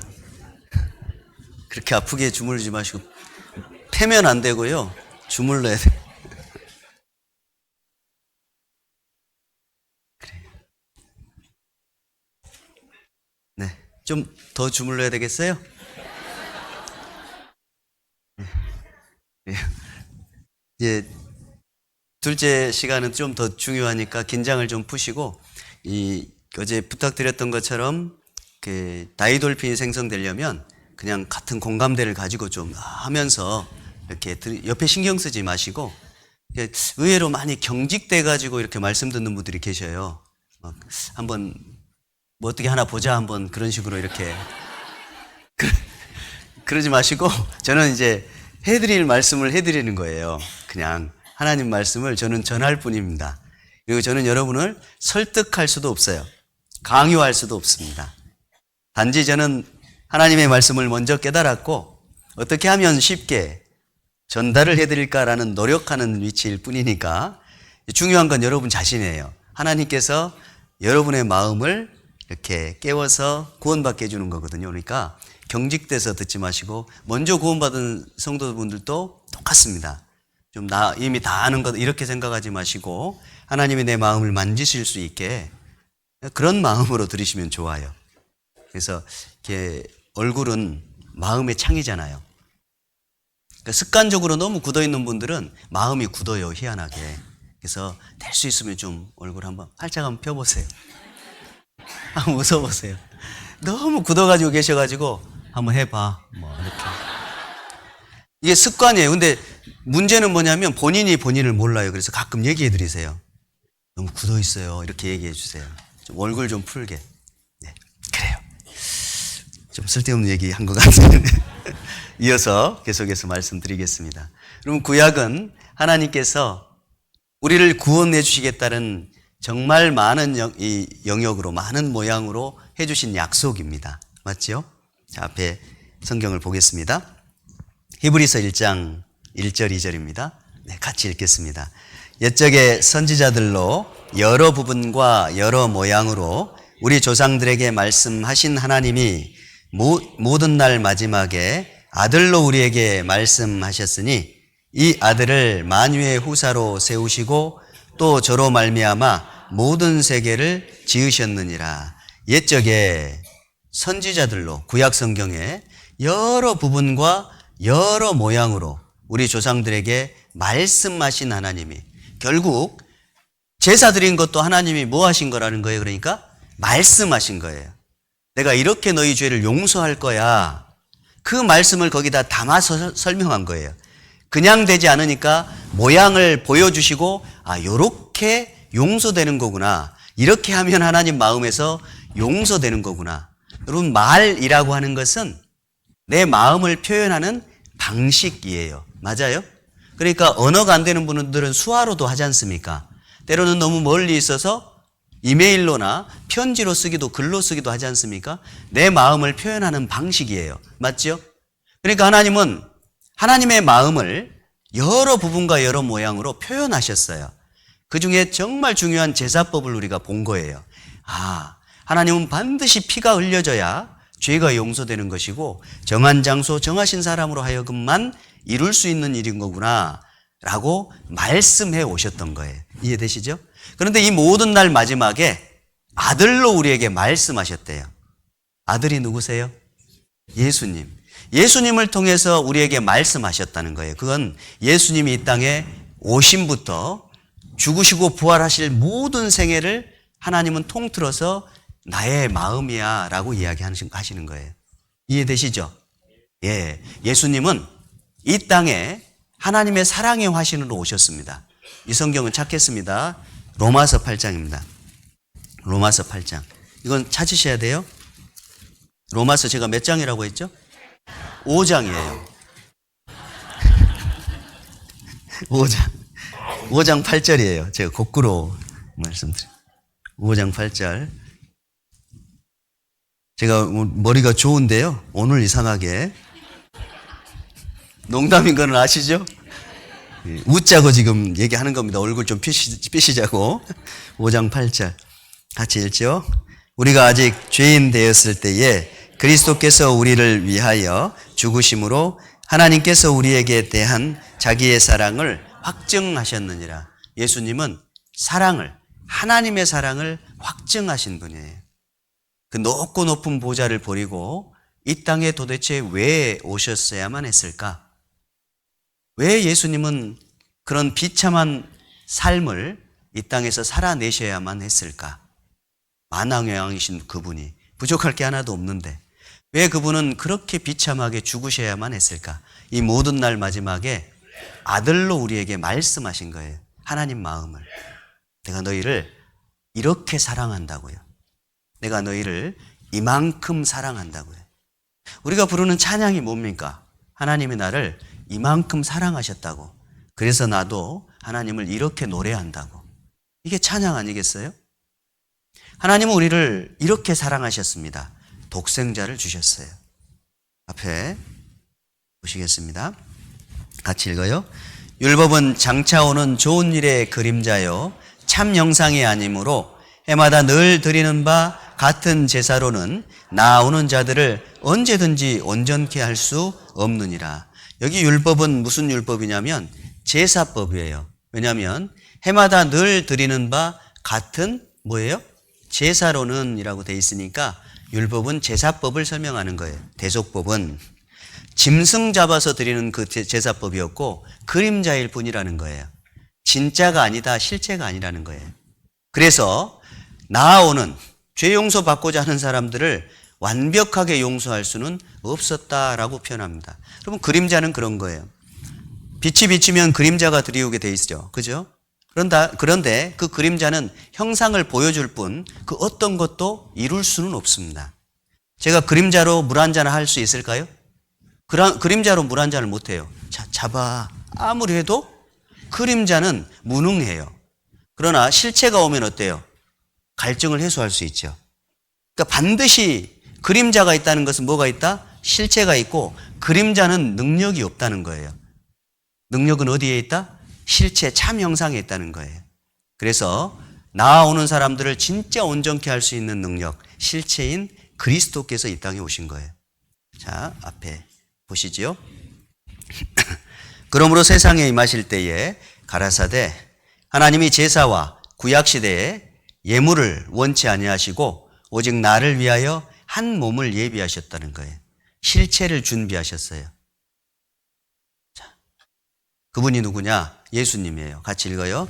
다른 이로서는 구원을 얻을 수 없나니 천하 인간의 구원을 얻을 만한 다른 이름을 우리에게 주신 일이 없음이니라.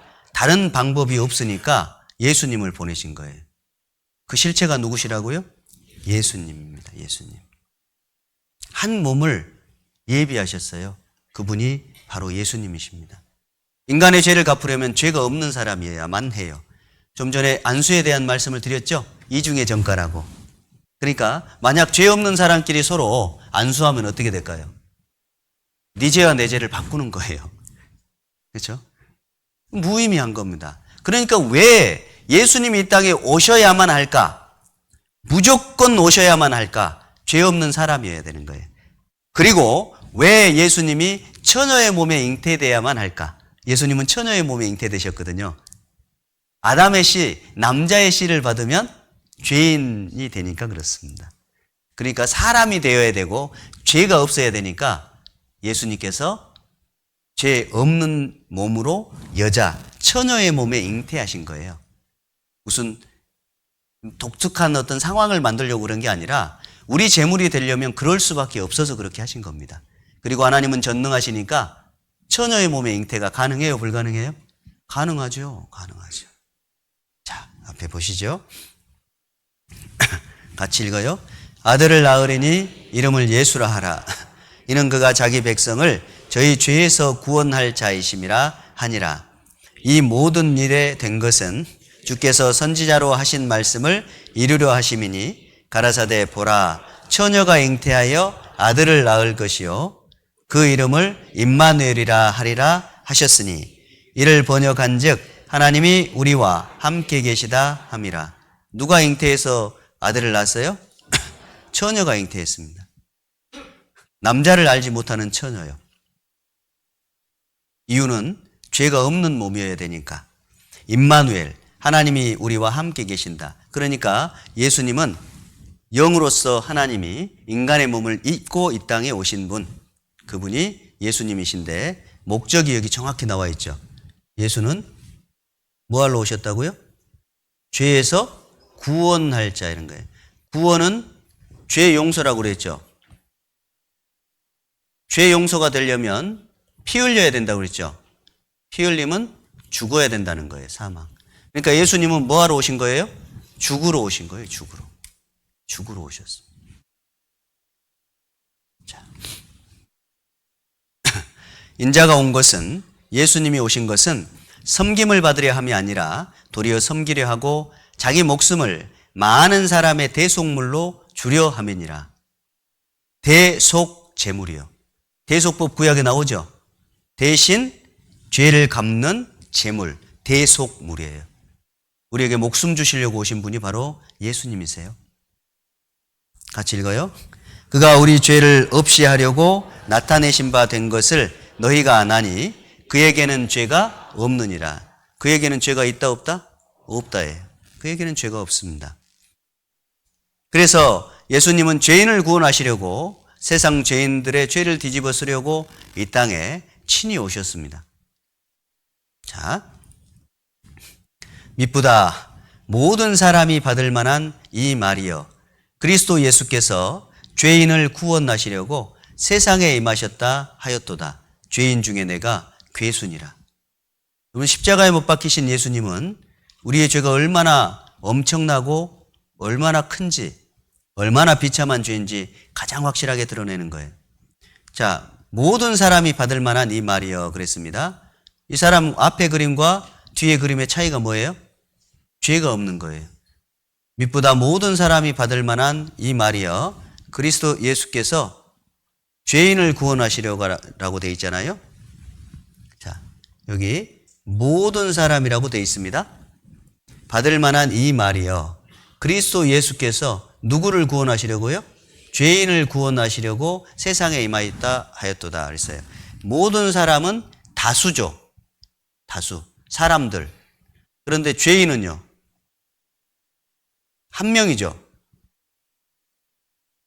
그러니까 우리가 다수지만 예수님은 각각의 죄를 해결해 주는 의미를 갖고 있다는 뜻이에요. 무슨 말인지 이해되세요? 네, 죄인. 모든 사람의 죄를 갚는 건 맞아요. 그런데 구체적으로 말하면 각각의 죄를 다 죄인을 구원하시려고 오신 거예요. 같이 읽죠. 이튿날 요한이 예수께서 자기에게 나아오심을 보고 가로되 보라 세상 죄를 지고 가는 하나님의 어린 양이로다. 자, 요한이라는 사람이 예수님 먼저 이 땅에 6개월 먼저 왔습니다. 뭐 하려고 보냈냐면 예수님 보낼 텐데 증거하라고 보냈어요. 그리고 예수님이 공생애로 나왔을 때, 침례를 받으러 나왔을 때 예수의 나오심을 보고 가로되 보라 그랬어요. 유대인들 모두가 서 있는 자리에서 예수님을 가리키면서 보라라고 외쳤습니다. 보라 그랬으면 사람들이 어떻게 했을까요? 다 봤겠죠. 그리고 설명하기 시작합니다. 저 사람은 세상 죄를 지고 가는 하나님의 어린 양이다라는 거예요. 어린 양 하면 이스라엘 민족은 매년 어린 양을 제물로 바쳤잖아요. 어린 양 하면 이스라엘 민족은 뭐가 생각날까요? 제사, 제물. 그러니까 이스라엘 민족에게 봐라! 어린 양이다! 그런 거예요. 제물? 이렇게 생각이 드는 거예요. 그런데 그 설명이 뭐냐면 세상 죄를 짊어지고 가는 하나님이 준비한 양인 거예요. 그동안 이스라엘 민족은 제사 지낼 때 누가 준비했냐? 자기들이 다 준비했어요. 흠없는 어린 양을. 그런데 이번에는 누가 준비했냐? 하나님이 준비했습니다. 전에는 자기 이스라엘 민족의 죄만 갚았어요. 이번에는 온 세상 사람들의 죄를 갚는 제물로 하나님이 준비했습니다. 예수님은 온 세상 사람의 죄를 짊어지고 가는 하나님이 준비한 제물이세요. 이해되시죠? 보라 그러면 어떻게 해야 돼요? 봐야죠. 보라. 봐야 됩니다. 하나님의 마음을 보라는 거예요. 뭘 보라고요?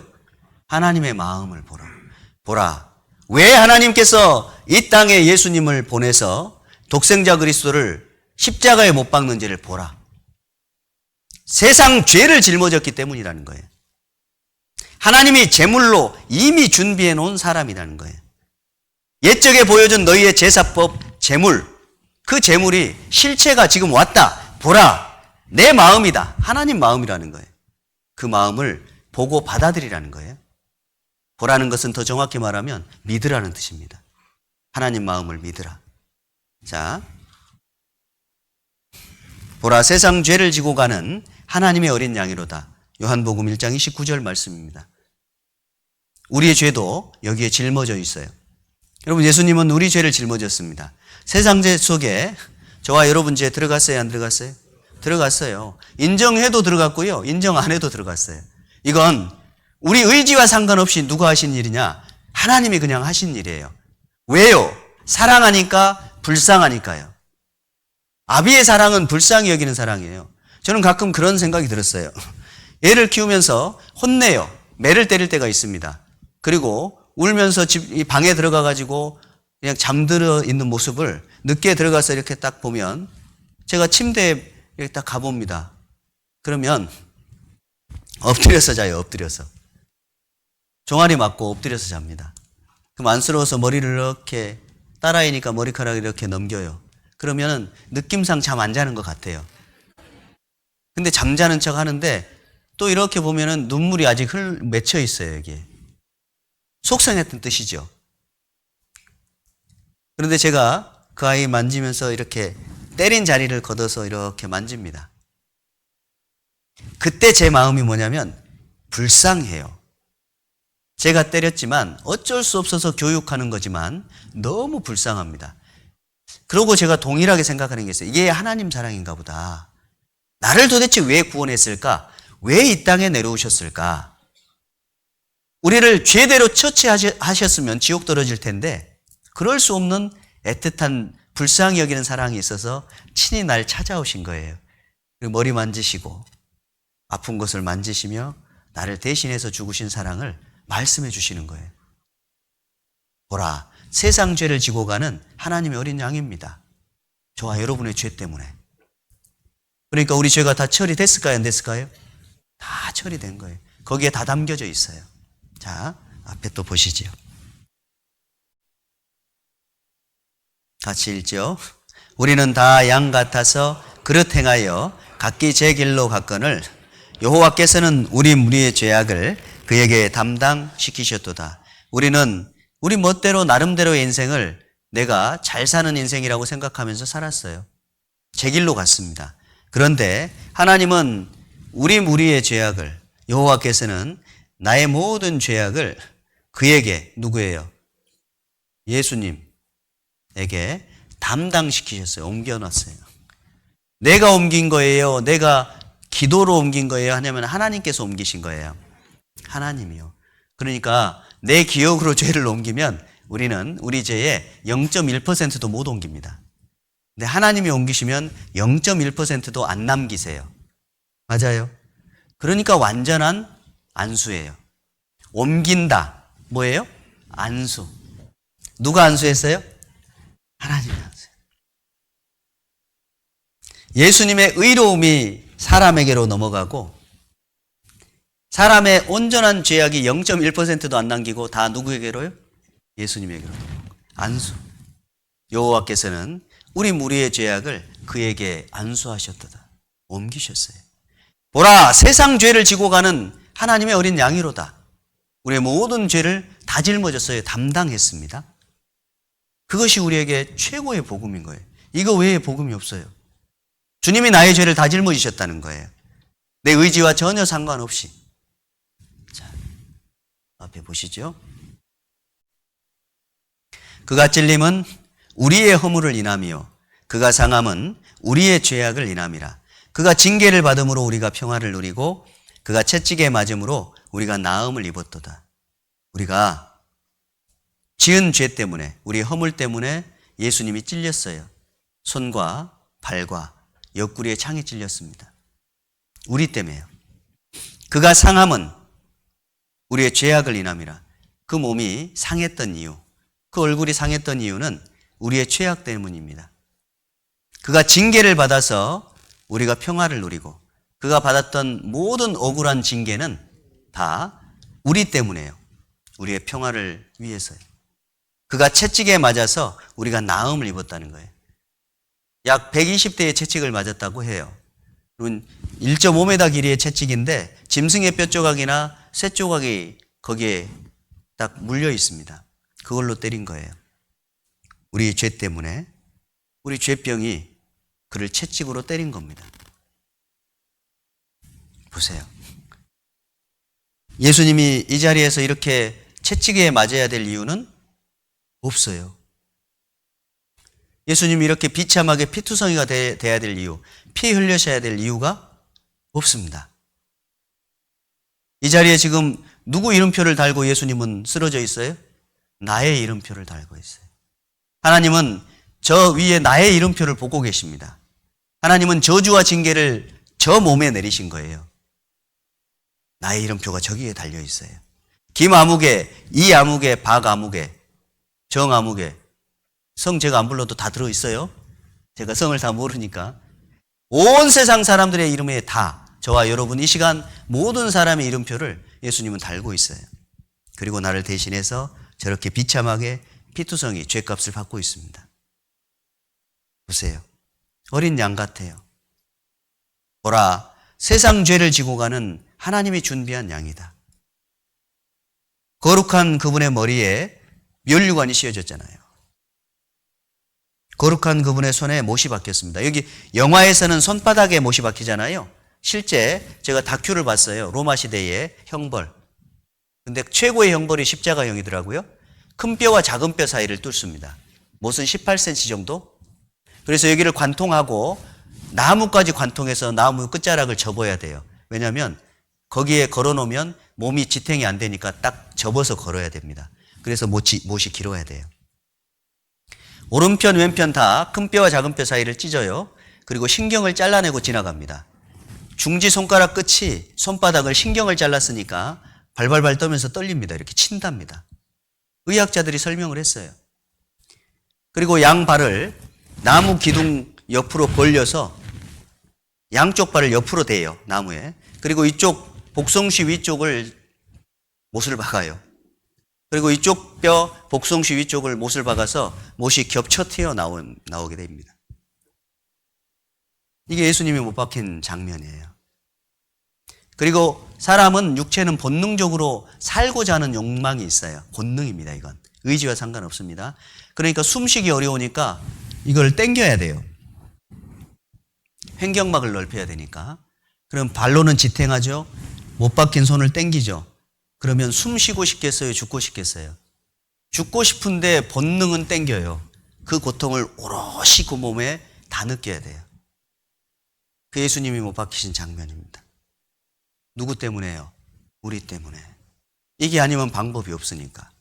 자, 앞에 보시면 양발에 못이 박혔죠. 이건 영화에서 장면인데 다큐에서 보면 실제 사형틀은 양발을 벌려요. 그리고 그분 거룩한 옆구리에 창이 찔립니다.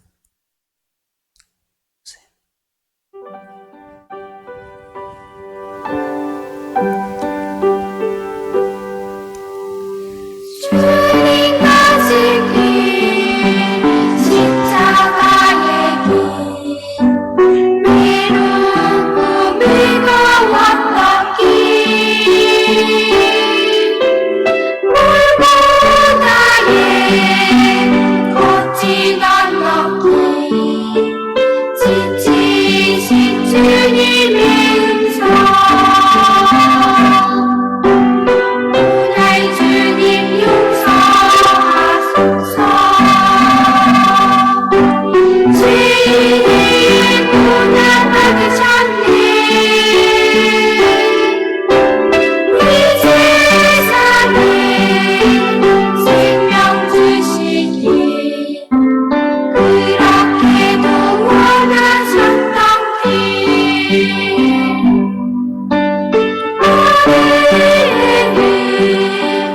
가시면 허리에는 흙을 착자은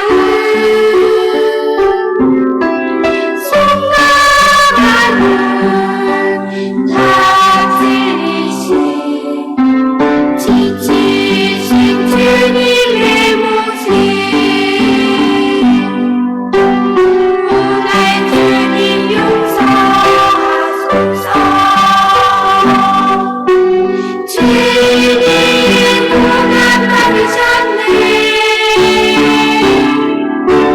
이 세상에 생명 주시길 그렇게도 원하셨던 길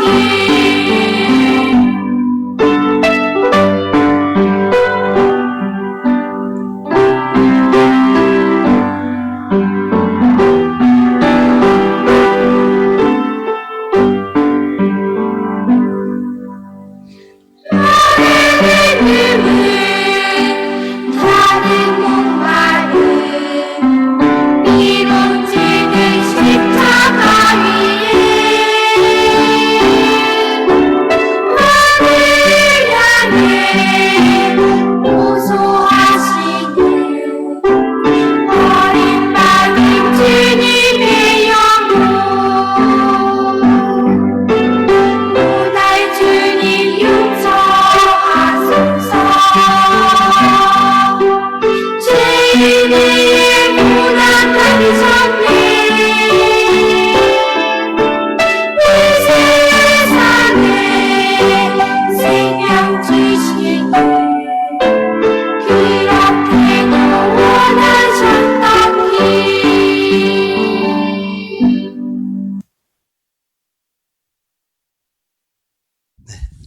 저기 마지막 장면에 보면 예수님 십자가에 못 박혀서 흘려진 그 피, 그 뒤에 문둥병 환자가 났잖아요. 문둥병은 죄를 상징합니다. 하나님 보실 때 온 세상 모든 사람의 죄악을 다 씻어놨다는 표현입니다. 우리의 병을 낫게 해주신 거예요. 그가 찔림은 우리의 허물을 인하며 그가 상함은 우리의 죄악을 인함이라. 그가 징계를 받음으로 우리가 평화를 누리고 그가 채찍에 맞음으로 우리가 나음을 입었도다. 우리는 다 양 같아서 그릇 행하여 각기 제 길로 갔거늘 여호와께서는 우리 무리의 죄악을 그에게 담당시키셨도다. 그날 십자가 위에서 끝난 거예요. 자, 앞에 또 보시면 예수님은 마지막 십자가를 지시고 끝에 마지막 유언처럼 한마디 하십니다. 뭐라고요? 다 이루었다. 다 이루었다. 다 이루었다는 말을 헬라어로 신약 성경에 기록할 때 테텔레스타이라고 기록합니다. 테텔레스타이는 마치 시장에서 물건값을 지불하고 노예 시장에서 노예 값을 지불하는 그 영수증에 찍는 도장이에요. 테텔레스타이, 완불되었다. 지불 끝. 다시 말하면 다 갚았다예요. 우리 모든 죄를 예수님이 다 갚으셨어요. 예수님이 도대체 무슨 일을 하셨을까? 하나님은 도대체 예수님을 왜 보내셨을까? 우리의 모든 죄악을 대신 담당해서 우리의 죄값을 대신 지불하신 일을 하셨어요. 그렇죠? 죄값은 사망이니까요. 갚아졌습니다. 우리를 걱정할 것 없이 그게 마지막 유언이에요. 성경에 보면 나의 혀가 이틀에 붙었나이다 이렇게 되어 있거든요. 그럼 죽음 직전에 모든 물과 피를 쏟은 그 예수님이 이 혀가 이 천장에 붙는데 꼭 해주셔야 될 말씀이 한마디 있었어요. 그게 뭐냐? 다 갚았다. 다 이루었다. 그 한마디였어요. 죽음 앞에서 얼마나 확실하고 정직한 말씀 하셨어요. 그렇죠? 네. 앞에 보시겠습니다. 같이 읽어요. 예수께서 신 포도주를 받으신 후 가라사대 다 이루었다 하시고 머리를 숙이시고 영혼이 돌아가시니라. 다 이루었다. 요한복음 19장 30절 말씀입니다. 예수님이 이 땅에 오신 이유와 목적을 성취했다는 거예요. 이제 됐다. 끝났다. 예수님은 한 마리 어린 양처럼 이 땅에 오셔서 그의 피로 온 세상 모든 사람의 죄를 담당했습니다. 어린 양은 이스라엘 민족의 죄를 1년치만 담당했지만 예수님은 온 세상 사람들의 죄를 영원히 담당한 거예요. 다 갚았습니다. 같이 읽어요. 내가 네 허물을 빽빽한 구름에 사라진 같이 네 죄를 안개에 사라진 같이 도말하였으니 너는 내게로 돌아오라. 내가 너를 구속하였음이니라. 구할 구자, 갚을 속자예요. 죄를 갚고 구했다는 거예요. 여러분, 구원은 그냥 된 게 아니에요. 죄값을 지불한 거예요. 십자가는요, 그냥 사랑이 아니에요. 하나님이 세상을 이처럼 사랑하사 독생자를 주셨다라고 표현하셨는데 십자가는 그냥 사랑 아닙니다. 따라서 하겠습니다. 의로운 사랑. 공의가 집행된 자리예요. 대속한 사랑입니다. 절대 우리 죄는 그냥 용서가 안 돼요. 값을 지불해야만 용서돼요. 그러니까 공의로운 사랑입니다. 그 자리에 하나님의 성품이 완전히 이루어졌어요. 하나님은 거룩한 공의의 성품이 있습니다. 하나님은 완전한 사랑의 성품이 있어요. 그 두 가지가 동시에 이루어진 자리가 바로 십자가예요. 그리고 그냥 십자가가 아니라 그리스도의 십자가입니다. 예수님 자신이 우리의 모든 죄값을 율법대로 공의가 집행된 거예요. 의로운 사랑입니다. 이해가 되시죠? 우리에게 베푸신 하나님의 은혜와 사랑을 우리가 깊이 생각해 보면 십자가를 보면 내 죄가 뭔지를 알아요.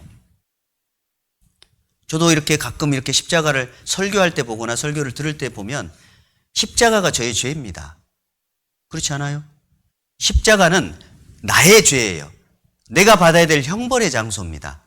내가 받아야 될 영원한 저주예요. 그날 그 십자가에서 나의 옛날 운명을 끝낸 거예요. 아담 안의 운명을 그날 끝냈습니다. 이해되시죠? 예, 나의 운명을 그 자리에서 끝낸 겁니다.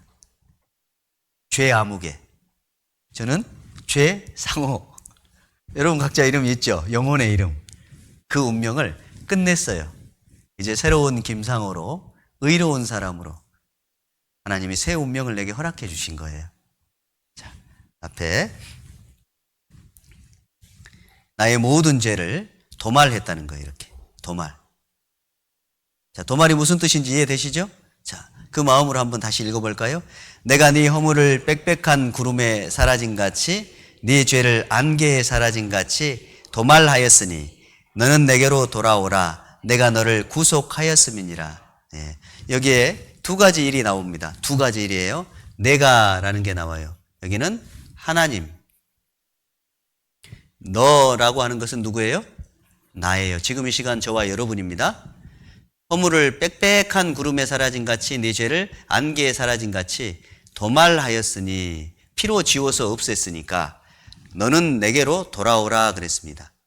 자, 여기 너는 누구예요? 나예요. 내가 너를 구속하였습니다. 내가는 누구예요? 하나님입니다. 그러니까 하나님이 하신 일은 뭐냐? 하나님이 하신 일은 여기까지예요. 두 가지 일. 하나님이 하신 일. 내가 해야 될 일은 뭐예요? 돌아오는 거예요.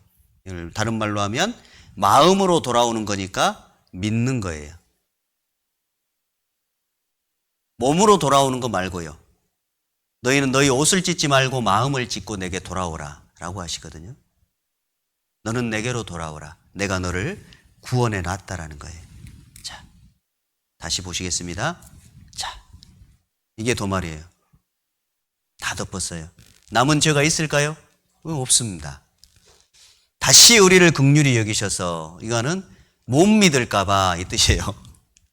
자꾸 못 믿을까봐 우리의 죄악을 발로 밟으시고 우리의 모든 죄를 깊은 바다에 던지시리이다. 우리 죄를요, 하나님이 발로 딱 밟았대요, 이렇게. 성경에 보면 땅은 하나님의 발등상이라고 되어 있거든요. 이 지구가 하나님의 발등상이라고. 그 구두 닦을 때 발 올려놓는 거 있죠? 그게 발등상이거든요. 근데 지구가 하나님의 발등상이면, 여러분, 하나님 나의 인생을 딱 발로 덮으면 죄가 덮어져요, 안 덮어져요? 발로 밟아서 덮었어요, 죄를. 근데 또 못 믿을까봐 거기서 하나님 그 발 밑에 있잖아요. 그럴까봐 또 그걸 다시 꺼내가지고 깊은 바다에 던졌어요. 그러면 어떻게 그 죄를 또 찾아야 되겠어요? 그냥 이제 죄를 외면해야죠. 아, 내 죄가 진짜 처리됐구나. 깊은 바다에 던졌다고 하니까. 자, 있습니다. 앞에. 요렇게 해요. 옛날에 지은 죄도, 지금 짓고 있는 죄도, 앞으로 지을 죄도, 나의 모든 죄죠. 과거, 현재, 미래. 그래서 깊은 바다에 이렇게 깊이 빠진 느낌이죠, 지금? 소리 났죠? 다 던졌어요. 그러면 여기서 죄를 찾을 수 있나요? 없어요. 그러니까 이제 하나님 보실 때 우리 죄가 있다, 없다? 없다예요. 하나님 보실 때. 그럼 이 죄가 어디서 용서됐는지를 정확히 출처를 알아야 돼요. 어디에서 용서됐냐? 하나님 마음에서. 내 마음에서 용서돼야 소용없어요. 용서하는 편 마음에서 용서돼야 돼요. 맞죠? 그리고 내가 용서받는 편은 어떻게 해야 돼요? 내가 용서했다는 그 하나님 편의 마음을 어떻게 해야 돼요? 받아들여야 되는 거예요. 그래야 뭐가 되니까? 화해가 되니까요.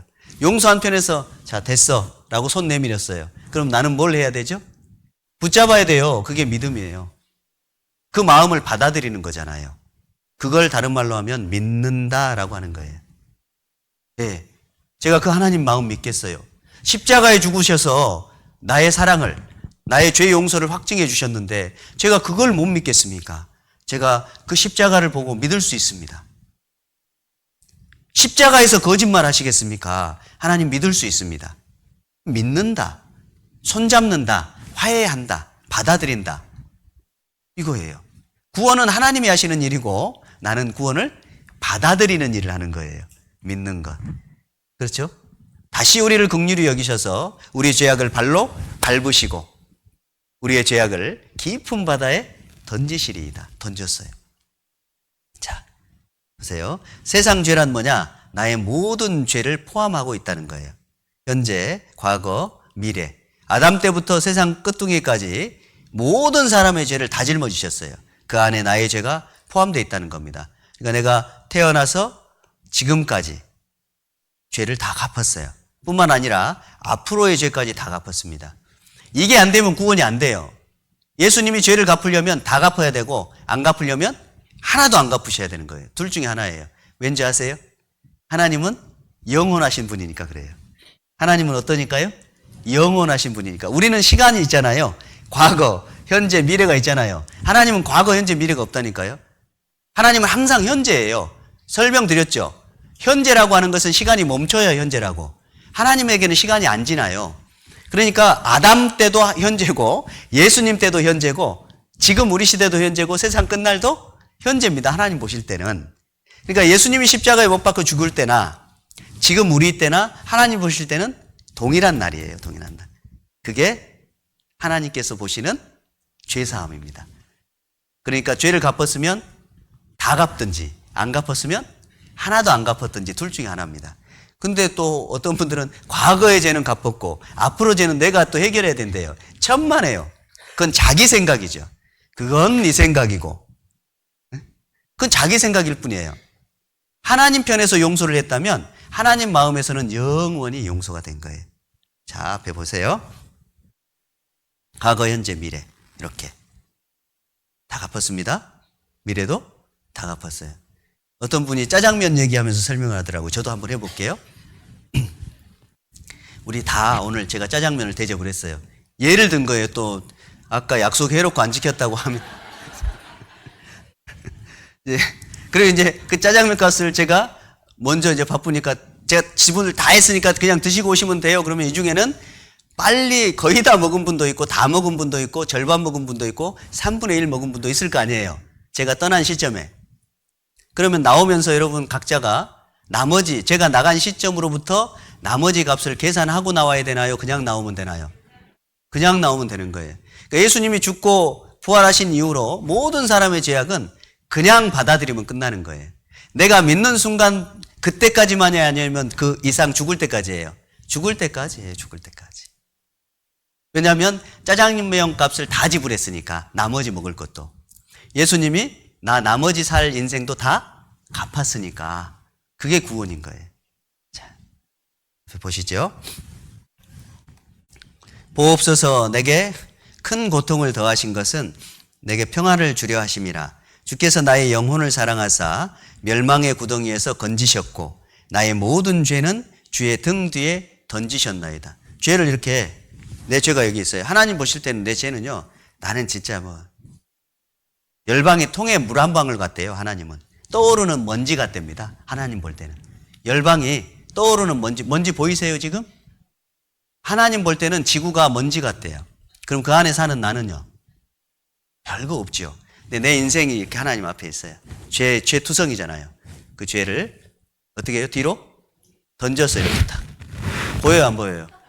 안 보이죠? 근데 또 열심히 있는 분이 있어요. 뒤에 있잖아요. 이게 뒤로 갔는데 등 뒤에 있다니까요. 계속 이렇게. 네? 보여요? 안 보여요? 이렇게 하면. 안 보이지 않습니까? 하나님 등 뒤에 던지셨다는 거는 안 보겠다는 뜻이에요. 그렇죠? 뭐 뒤에 있잖아요. 그런 식으로 생각하시면 안 돼요. 이해되시죠?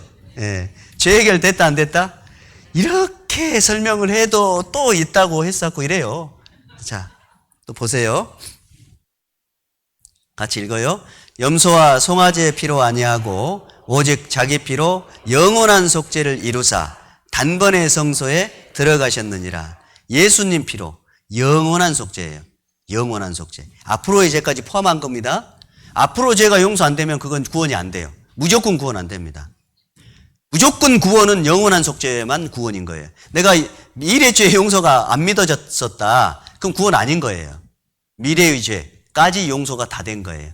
자, 여기서 잠깐 설명을 하고 제가 넘어갈게요. 자, 보세요.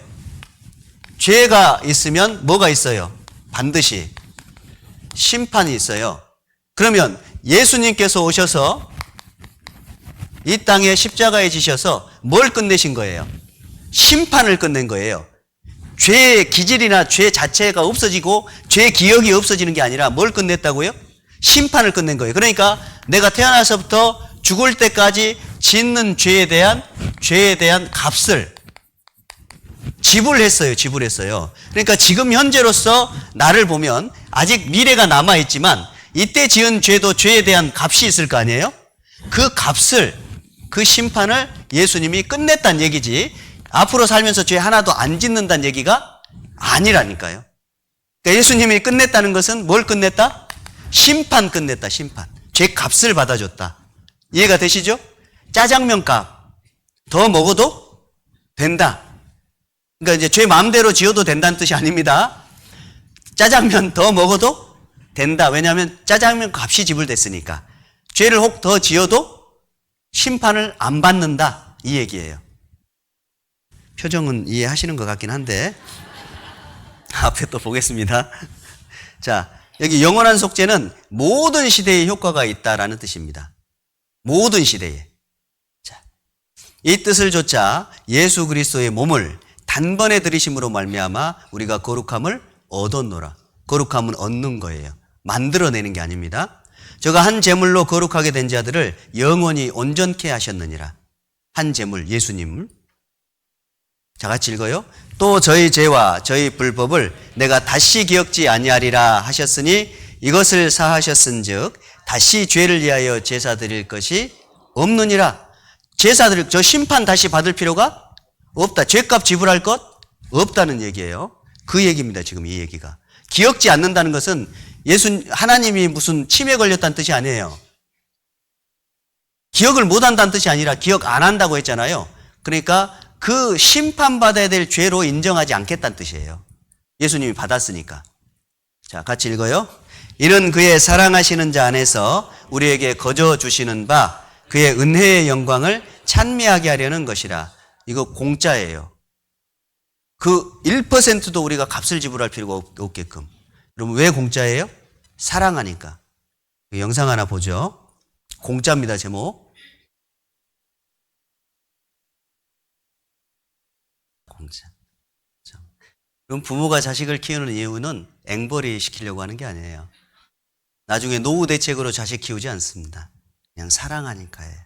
그리고 주고 또 주고 더 주고 다 줘요. 그리고 아깝다고 느끼지 않습니다. 왜요? 사랑하니까요. 이 작은 가슴에 그 사랑을 부어 넣으신 바다 같은 하나님의 사랑은 비교해 보면 얼마나 큰 사랑이겠어요. 그러니까 우리를 위해서 십자가의 목숨을 버리신 겁니다. 공짜예요, 공짜. 완전한 사랑, 영원한 사랑, 그 사랑 공짜입니다. 하나님이 세상을 이처럼 사랑하셨어요. 앞에 여기 이제 설명을 하고 영상을 봐야 조금 이해가 될 텐데, 여러분, 하나님께서 우리에게 1%도 뭔가를 구원을 위해서 요구하지 않습니다. 그러니까 뭔가 행위로 구원을 받지 않고 공짜로 구원을 받는데 사람들이 정말 많은 오해를 하죠. 근데 대표적으로 아무런 행위도 요구하지 않는다는 것을 우리에게 보여주는 샘플의 한 사람이 있어요. 성경에 보면 예수님과 함께 십자가에 못 박혔던 강도예요. 두 사람이 양 옆에 못 박혔는데 그 사람 평생 죄만 짓고 살았어요. 교회 한 번 다닌 적 없습니다. 여전히 십자가에 못 박힌 상태에서 함께 못 박혔을 때 같이 두 사람 다 예수님을 욕하고 있었어요. 근데 갑자기 한 사람이 오른편인지 왼편인지 정확히 모르지만 한편 강도라고 돼 있습니다. 회개를 해요. 그리고 욕하는 옆에 강도에게 우리가 받아야 될 형벌을 받을 뿐인데 이 사람이 행한 것은 옳지 않은 것이 없다고 하면서 예수님 앞에 자기 자신의 죄를 고백하고 부탁합니다. 주 예수여, 당신의 나라에 임하실 때 나를 좀 생각해 주십시오라고 부탁해요. 정말 뻔뻔하게. 교회 한 번 안 댕기고 말씀 한 번 제대로 안 듣고 그렇게 뻔뻔하게 부탁을 합니다. 그러니까 예수님이 참 낯짝이 있어야지. 니까짓게 지금 좀 전에 나 욕했잖아. 뭐 이렇게 얘기하지 않죠. 그냥 정말 측은한 얼굴로, 불쌍히 여기는 얼굴로 네가 오늘 나와 함께 낙원에 있으리라. 아무 수식어가 없어요. 딱 그 말씀입니다. 네가 오늘 나와 함께 어디? 낙원에 있으리라. 그 사람 그날 구원받았어요. 딱 한마디 부탁했습니다. 주 예수여, 당신의 나라에 임하실 때 내 영혼 좀 부탁합니다. 그랬더니 그래, 당연하지. 내가 지금 널 위해 죽는 거야. 그날 구원받았어요. 한마디면 됩니다. 네가 오늘 나와 함께 낙원에 있으리라. 내 모든 죄를 갚으신 거예요. 자, 영상 잠깐 보죠. 여기.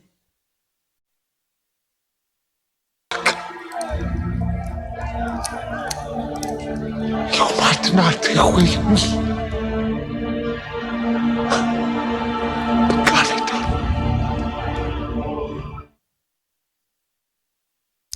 우리는 우리의 행한 일에 상당한 보응을 받는 것이니 이에 당연하거니와 이 사람이 행한 것은 옳지 않은 것이 없느니라 하고 가로되 예수여, 당신의 나라에 임하실 때에 나를 생각하소서 하니 예수께서 이르시되, 같이 읽어요. 내가 진실로 네게 이르노니 오늘 네가 나와 함께 낙원에 있으리라 하시니라. 오늘, 지금, 당장이에요. 그럼 구원은 단번에 받습니다. 이 강도가 구원받듯이 우리도 똑같아요. 오늘, 이 시간 단번에요. 네가 오늘 나와 함께 낙원에 있으리라. 네 운명이 바뀐다, 그 말이에요. 구원은 단번에 받는 거예요. 이 땅에서 하나님의 말씀을 받아들일 그때예요. 자, 예수님이 부활하시는 장면입니다. 영상 뺐어요? 손에 못자국. 제자들에게 이거 보여줬습니다. 부활하셔서 너에게 평강이 있을지어다. 손에 못자국과 옆구리에 창짝을 보여주셨어요. 그러면 예수님 부활하셨습니다. 제사장은 제사를 드리고 살아나오면 하나님이 이 제사를 받으셨다는 확신이 확정입니다. 마찬가지예요. 예수님은 죽으셨어요. 우리의 죄를 위해서. 그리고 그분은 지금 부활하셨습니다. 그리고 40일 만에 승천하셨어요. 그리고 하나님 보좌 우편에 지금도 나의 보증으로 앉아 계십니다. 저와 여러분 모두를 위해서 죽으신 거예요. 보증자입니다. 그것을 성경에 기록해 놓고 우리에게 믿을 만한 증거를 주신 거예요. 우리의 구원은 완전해요. 흠잡을 데가 하나도 없어요. 그걸 믿는 믿음으로 구원을 받는 겁니다. 자, 이는 정하신 사람으로 하여금 천하를 공의로 심판할 날을 작정하시고 이에 저를 죽은 자 가운데서 다시 살리신 것으로 모든 사람에게 믿을 만한 증거를 주셨음이니라 하니라. 믿을 만한 증거예요. 부활하셨잖아요. 죽고 끝난 게 아닙니다. 같이 읽어요. 예수는 우리 범죄함을 위하여 내어줌이 되고 또한 우리를 의롭다 하심을 위하여 살아나셨느니라. 예, 부활하셨습니다. 너희가 그 은혜를 인하여 믿음으로 말미암아 구원을 얻었나니 이것이 너희에게서 난 것이 아니요 하나님의 선물이라. 행위에서 난 것이 아니니 이는 누구든지 자랑치 못하게 함이니라. 그럼 구원은 선물이에요. 뭘로 받는다고요, 구원을? 그 은혜를 인하여 뭘로요? 믿음으로 구원을 얻어요. 그것이 하나님의 선물입니다. 선물은 뭐예요? 공짜예요. 글자가 안 써지네. 공짜입니다. 선물 돈 내고 받는 사람 없죠? 그러니까 당연히 행위에서 난 것이 아닌 거예요. 자랑할 게 없어요. 자랑할 게 없습니다. 내가 잘해서 얻은 게 아니니까 믿어서 얻은 거예요. 자, 같이 읽어요. 죄에 대하여라 함은 저희가 나를 믿지 아니하며 새로운 죄가 생겼습니다. 믿지 않는 죄입니다. 내가 진실로 진실로 너희에게 이르노니 내 말을 듣고 또 나 보내신 이를 믿는 자는 영생을 얻었고 심판에 이르지 아니하나니 사망에서 생명으로 지옥에서 천국으로 옮겼느니라. 믿는 자는 천국이라는 거예요. 조건이 딱 하나예요. 믿음이에요. 믿음. 천국 가는 조건은 뭐라고요? 믿음입니다. 내 아버지의 뜻은 아들을 보고 믿는 자마다 영생을 얻는 것이니 라고 되어 있습니다. 천국 가는 조건은 뭐라고요? 믿는 거예요. 우리가 할 일이 아무것도 없습니다. 완성된 복음이에요. 예수님이 그렇게 비참하게 죽으시고 부활하셨어요. 그리고 모든 사람에게 믿을 만한 증거를 주셨습니다. 그게 신약 성경이에요. 구약에 약속한 예수가 왔다. 그리고 십자가에 죽고 부활하셔서 우리의 죄를 다 처리해 놓으셨다는 거예요. 아들을 보고 믿는 자마다 영생을 얻는 거예요. 한 사람의 순종치 아니함으로 많은 사람이 죄인 된 것 같이 한 사람의 순종하심으로 많은 사람이 의인이 되리라. 한 사람이 대표가 죄인으로 만들었습니다. 아담이에요. 우리는 날 때부터 죄인 된 거예요. 어떤 의미에서 억울한데 예수님이 이 땅에 오셔서 우리 모든 사람을 대신해서 죽으셨어요. 그리고 아담처럼 만들어 놓으셨습니다. 아담은 선악과를 받았어요. 먹는 날에 죽는다라고 선택의 기회를 줬어요. 우리는 선택의 기회가 없었는데 예수님이 오셨습니다. 그리고 아담처럼 모든 운명의 죄를 다 끝내놓으셨어요. 그리고 조건 제시예요. 믿으라예요. 아담은 먹지 말라. 우리는 뭐예요? 믿으라. 그러니까 똑같이 아담처럼 우리는 그 조건 앞에서 선택해야 돼요. 그러니까 지옥 가는 사람은 자기 죄 때문에 지옥 가요? 안 믿어서 지옥 가요? 그러면 어떻게 하면 천국 가요? 믿으면 천국 가는 거예요. 그럼 믿음의 내용을 설명하기 위해서 한 주간이 필요했던 겁니다. 진즉 얘기해주고 끝내지. 일주일 동안 뭐 하려고. 그리고 진즉 얘기하면 안 믿어요. 하나님 계신 게 믿어져야 돼요. 내가 죄인인 게 깨달아져야 됩니다. 그래야 내가 구원받고 싶은 마음이 생기면 그때 복음이 되는 거예요. 갈증이 없는 사람에게 물은 필요 없습니다. 그렇죠? 배부른 자에게는 꿀이라도 쓰다고 돼 있어요. 복음이 되려면 내가 구원받아야 된다는 것을 원할 때, 깨달을 때 가능한 거예요. 예수님은 우리 죄를 이미 처리해놓고 우리를 기다리셨던 거예요. 그리고 하나님 나도 구원해 주십시오라고 죄를 갖고 왔을 때 내 죄를 이미 처리해놨다는 사실을 이제 믿게 도와주십니다. 내가 믿으려고 하면 주님이 믿게 도와주시잖아요. 그럼 이 사실 믿을 수 있겠어요? 예, 믿는 게 구원이에요. 자, 보세요. 온전하게 되었은즉 자기를 순종하는 모든 자에게 영원한 구원의 근원이 되시고, 이제 하나님은 순종하는 사람을 원해요. 예수님 십자가의 피를 받아들이는 사람을 원합니다. 믿는 사람. 너희가 진리를 순종, 믿음으로 너희 영혼을 깨끗하게 하여. 무슨 행위를 얘기하지 않습니다. 구원은 반드시 순종, 믿음 이 단어를 붙여요. 같이 읽어요. 예수를 너희가 보지 못하였으나 사랑하는도다. 이제도 보지 못하나 믿고 말할 수 없는 영광스러운 즐거움으로 기뻐하니 믿음의 결국 곧 영혼의 구원을 받음이라. 무슨 구원이라고요? 영혼 구원입니다. 우리의 구원은 영혼 구원이에요. 육신의 구원이 아닙니다. 육신의 구원은 영혼 구원 받은 사람이 예수님 재림하실 때, 부활될 때, 그때 몸의 구원이 되는 거예요. 그때는 이제 죄 안 짓습니다. 영혼 구원만 받은 사람은 죄를 지을 수 있어요. 죄 용서만 받았거든요. 이제 앞으로 죄를 구원받은 사람은 줄여가는 삶을 사는 거예요. 그게 뭐냐? 신앙생활이에요. 내 죄의 심판이 끝났다는 걸 믿어졌으니까 이제 죄 용서받은 사람답게 살아가는 것이 신앙생활입니다. 그래서 교회 생활을 하는 거예요. 자, 저를 믿는 자는 심판을 받지 아니하는 것이요 믿지 아니하는 자는 하나님의 독생자의 이름을 믿지 아니함으로 벌써 심판을 받은 것이니라. 믿는 것과 믿지 않는 것이 지옥과 천국으로 나누는 겁니다. 너희가 그 은혜를 인하여 믿음으로 말미암아 구원을 얻었다. 선물이다. 자, 하나님의 선물을 어떻게 하면 돼요? 받으면 돼요. 그러지 마시지. 아니 그래도, 아니 이러시면 곤란한데, 아니 그래도, 아니요 저 어려워서 그게 안 돼. 이러면 안 되는 거예요. 어떻게 하면 돼요? 받으면 돼요. 감사합니다. 같이 읽죠. 이 복음이 이미 너희에게 이름에 너희가 듣고 참으로 하나님의 은혜를 깨달은 날부터 너희 중에서와 같이 또한 온 천하에서도 열매를 맺어 자라는도다. 듣고 참으로 은혜를 깨달은 날이 있어야 돼요.